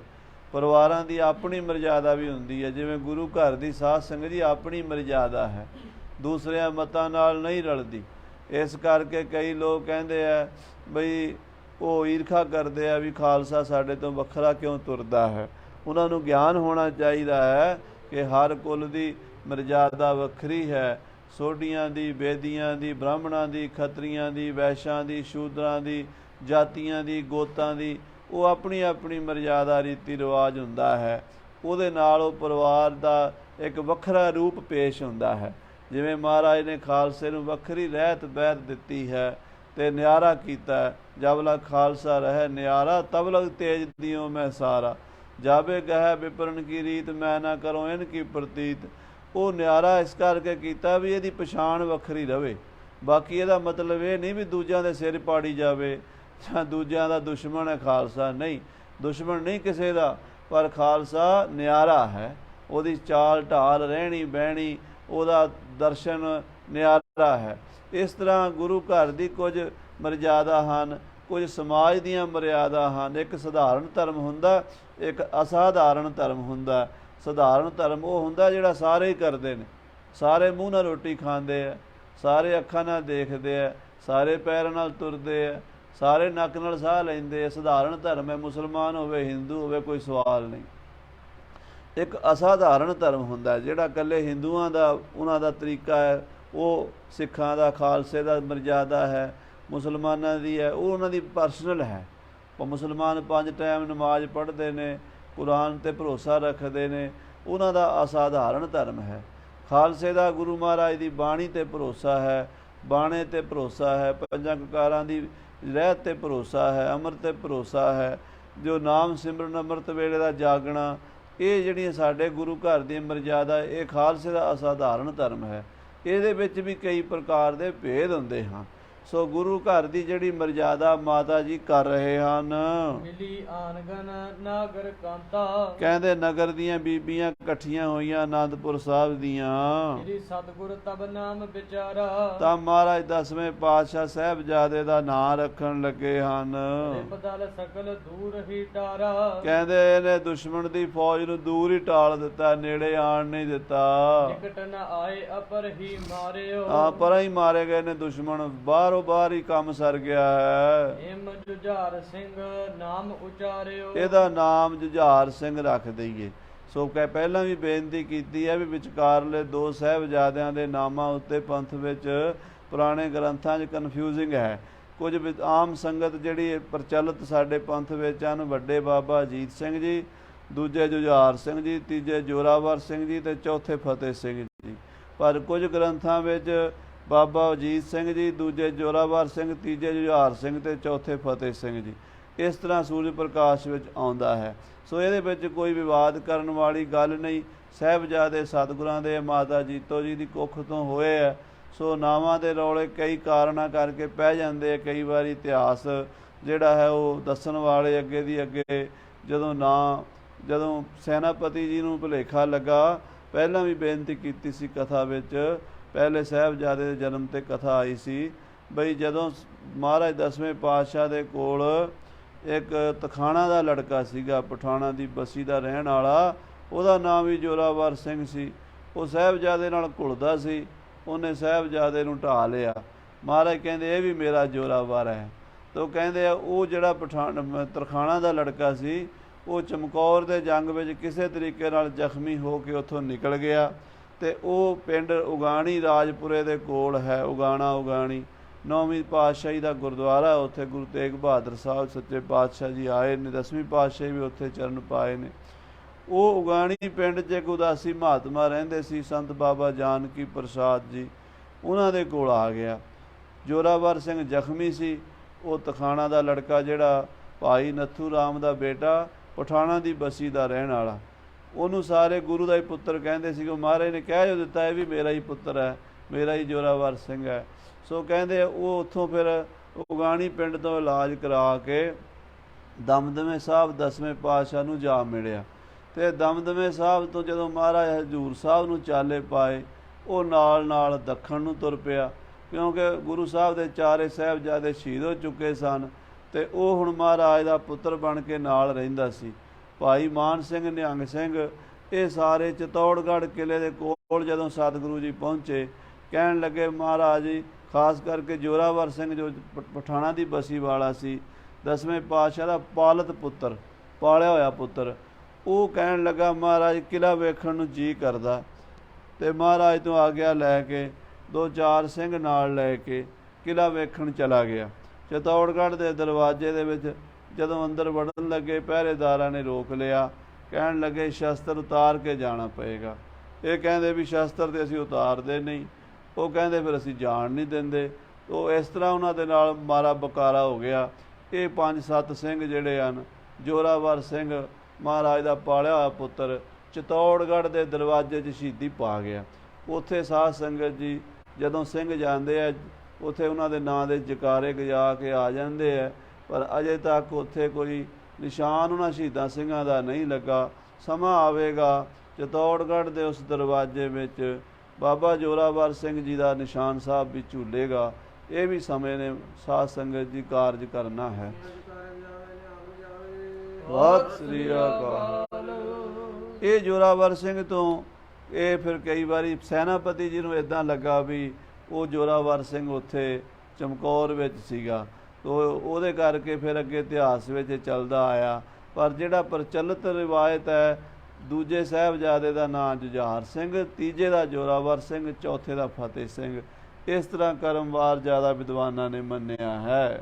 ਸੁਨ ਪਰਿਵਾਰ ਆਨੰਦਤ ਹੋਵਾ, ਪਰਿਵਾਰ ਸੁਣ ਕੇ ਬੜਾ ਖੁਸ਼ ਹੋਇਆ ਹੈ। ਤੀਨੋ ਗੁਰਨੰਦਨ ਕੋ ਜੋਵਾ, ਤਿੰਨੇ ਗੁਰੂ ਦੇ ਪੁੱਤਰ ਹੁਣ ਖੇਡਣ ਲੱਗ ਪਏ ਹਨ। ਭਾਵ ਵਿਹੜੇ 'ਚ ਆ ਗਏ। ਵੱਡੇ ਬਾਬਾ ਅਜੀਤ ਸਿੰਘ ਜੀ, ਫਿਰ ਜੁਝਾਰ ਸਿੰਘ ਜੀ, ਫਿਰ ਜੋਰਾਵਰ ਸਿੰਘ ਸਾਹਿਬ ਜੀ। ਵਿਚਰੈ ਅਜਰ ਬਿਖੈ ਹਰਖੰਤੇ, ਵਿਹੜੇ 'ਚ ਦੌੜਦੇ ਫਿਰਦੇ ਹਨ ਖੁਸ਼ੀ ਖੁਸ਼ੀ। ਧਾਵਤ ਪੂਖਨ ਸ਼ਬਦ ਉਠੰਤੇ, ਔਰ ਦੌੜਦੇ ਆ, ਬੜੇ ਸੋਹਣੇ ਗਹਿਣੇ ਪਾਏ ਹੋਏ, ਉਹਨਾਂ ਦੀ ਛਣਕਾਰ ਉੱਠਦੀ ਹੈ। ਬਾਬਾ ਅਜੀਤ ਸਿੰਘ ਜਦੋਂ ਦੌੜਦੇ ਹਨ।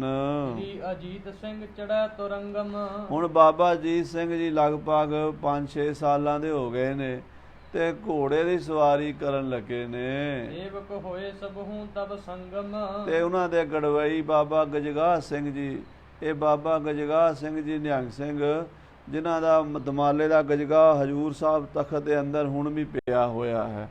ਜਦੋਂ ਸ਼ਾਸਤਰਾਂ ਦੇ ਦਰਸ਼ਨ ਕਰਾਉਂਦੇ ਆ ਸਾਲ ਪਿੱਛੋਂ, ਉਦੋਂ ਦਰਸ਼ਨ ਕਰਾਉਂਦੇ ਆ। ਬਾਬਾ ਗਜਗਾਹ ਸਿੰਘ ਜੀ ਨਿਹੰਗ ਸਿੰਘ ਜੀ ਦੇ ਦਮਾਲੇ ਦਾ ਉਹ ਗਜਗਾਹ ਹੈ। ਇਹ ਬਾਬਾ ਅਜੀਤ ਸਿੰਘ ਦਾ ਗੜਵਈ ਹੋਇਆ ਕਰਦਾ ਸੀ। 4 ਸਾਹਿਬਜ਼ਾਦਿਆਂ ਦੇ 4 ਹੀ ਗੜਵਈ ਸਨ। ਤੋ ਬਾਬਾ ਜਿਵੇਂ ਫਤਿਹ ਸਿੰਘ ਦੇ ਗੜਵਈ ਬਾਬਾ ਜਥੇ ਸਿੰਘ ਜੀ ਸਨ, ਤੇ ਬਾਬਾ ਅਜੀਤ ਸਿੰਘ ਦੇ ਗੜਵਈ ਬਾਬਾ ਗਜਗਾਹ ਸਿੰਘ ਜੀ ਸਨ। ਤੋ ਬਾਬਾ ਗਜਗਾਹ ਸਿੰਘ ਜੀ ਘੋੜੇ ਦੀ ਬਾਗ ਫੜ ਲੈਂਦੇ ਤੇ ਬਾਬਾ ਜੀ, ਬਾਬਾ ਅਜੀਤ ਸਿੰਘ ਸਾਹਿਬ ਜੀ ਘੋੜੇ ਤੇ ਬੈਠ ਜਾਂਦੇ ਤੇ ਹੌਲੇ ਹੌਲੇ ਸਾਹਿਬਜ਼ਾਦੇ ਨੂੰ ਸ਼ਹਿਰ ਦੇ ਵਿੱਚ ਘੁਮਾ ਕੇ, ਪਹਿਲਾਂ ਘੋੜਾ ਸਾਂਭਣਾ ਕਿਵੇਂ ਹੈ, ਘੋੜੇ ਤੇ ਬਹਿਣਾ ਕਿਵੇਂ ਹੈ, ਘੋੜੇ ਨੂੰ ਰੋਕਣਾ ਕਿਵੇਂ ਹੈ, ਉਹਨੂੰ ਮੋੜਨਾ ਕਿਵੇਂ ਹੈ, ਇਹ ਸਾਹਿਬਜ਼ਾਦੇ ਨੂੰ ਟ੍ਰੇਨਿੰਗ ਦਿੰਦੇ ਹਨ। ਨਿਮ ਜੋਰਾਵਰ ਸਿੰਘ ਮੁਖ ਸੁੰਦਰ, ਇੱਦਾਂ ਹੀ ਦੂਜੇ ਸਾਹਿਬਜ਼ਾਦੇ ਬਾਬਾ ਜੁਝਾਰ ਸਿੰਘ ਜੀ, ਉਹ ਵੀ ਬੜੇ ਸੁੰਦਰ ਹਨ। ਗੁਜਰਤ ਬਾਹਰ ਅੰਦਰ ਮੰਦਰ, ਉਹ ਵੀ ਵਿਹੜੇ ਵਿੱਚ ਦੌੜੇ ਫਿਰਦੇ ਹਨ। ਛੋਟੇ ਜਿਹੇ ਬੜੇ ਸੋਹਣੇ ਪੈਰਾਂ ਵਿੱਚ, ਹੱਥਾਂ ਵਿੱਚ ਕੜੇ ਪਾਏ ਸੋਨੇ ਦੇ ਛਣਕਦੇ ਹਨ। ਬਹੁ ਜੁਝਾਰ ਸਿੰਘ ਕੋ ਦਲਰਾਵੈ, ਫਿਰ ਸਾਹਿਬਜ਼ਾਦਾ ਜੁਝਾਰ ਸਿੰਘ, ਜੋਰਾਵਰ ਸਿੰਘ ਜੀ ਛੋਟੇ, ਦਾਈ ਦਾਇਆ ਅੰਕ ਉਠਾਵੈ, ਦਾਈ ਦਾਏ ਖਿਡਾਉਂਦੇ ਹਨ। ਸਾਹਿਬਜ਼ਾਦੇ ਨੂੰ ਗੋਦੀ ਚੁੱਕੀ ਫਿਰਦੇ ਹਨ। ਅਨਕ ਬਰਨ ਕੇ ਬਸਨ ਬਨਾਵਤ, ਬੜੇ ਬੜੇ ਸੋਹਣੇ ਬਸਤਰ ਮਾਤਾ ਜੀ ਤਿਆਰ ਕਰਵਾਉਂਦੇ ਹਨ। ਗੋਟਾ ਦਮਕਤ ਦੁੱਤ ਚਿਤ ਭਾਵਤ, ਗੋਟੇ ਵਾਲੇ ਕੱਪੜੇ ਪੁਰਾਣੇ ਜ਼ਮਾਨੇ ਦੇ ਵਿੱਚ ਰਿਵਾਜ ਸੀ ਕਿ ਤਿੱਲੇਦਾਰ ਸੋਹਣੀ ਕਢਾਈ ਚੋਲਿਆਂ ਦੇ ਕਰਨੀ, ਥੱਲੇ ਕਫਾਂ ਤੇ ਕਰਨੀ, ਕਾਲਰਾਂ ਤੇ ਕਰਨੀ, ਇੱਦਾਂ ਬੜੇ ਸੋਹਣੇ ਸੁੰਦਰ ਬਸਤਰ ਪਹਿਨਾਏ ਜਾਂਦੇ ਸਾਹਿਬਜ਼ਾਦਿਆਂ ਨੂੰ। ਤੀਨੋਂ ਕੇ ਸਰੀਰ ਬਿਰਦੰਤੇ, ਤਿੰਨਾਂ ਸਾਹਿਬਜ਼ਾਦਿਆਂ ਦੇ ਸਰੀਰ ਵਧਣ ਲੱਗ ਪਏ ਹਨ।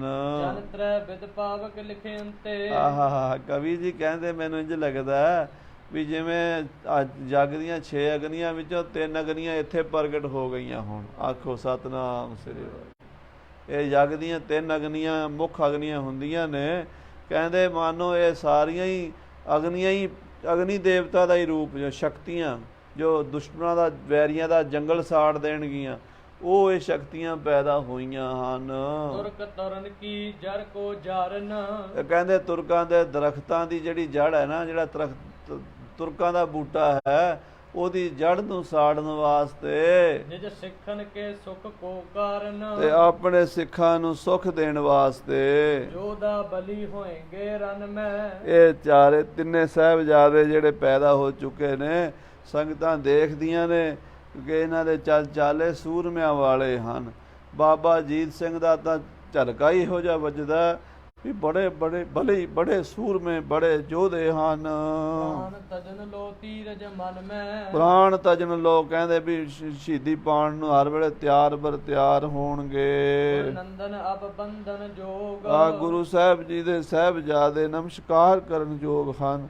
ਸਾਰੀ ਸ੍ਰਿਸ਼ਟੀ ਵੱਲੋਂ ਉਹਨਾਂ ਦੇ ਚਰਨਾਂ ਤੇ ਨਮਸਕਾਰ ਹੈ। ਪਰਿਵਾਰ ਆਦ ਸਭ ਲੋਗ। ਜਿਨੇ ਗੁਰੂ ਸਾਹਿਬ ਦੇ ਪਰਿਵਾਰ ਸਿੱਖ ਹਨ, ਸੰਗਤਾਂ ਹਨ ਗੁਰੂ ਦੀਆਂ। ਸ੍ਰੀ ਗੁਜਰੀ ਕੋ ਅਦਕ ਸਨੇਹੂ। ਮਾਤਾ ਗੁਜਰੀ ਜੀ ਸਭ ਨੂੰ, ਤਿੰਨਾਂ ਪਿਆਰਿਆਂ ਨੂੰ, ਪੋਤਿਆਂ ਨੂੰ ਪਿਆਰ ਕਰਦੇ ਹਨ।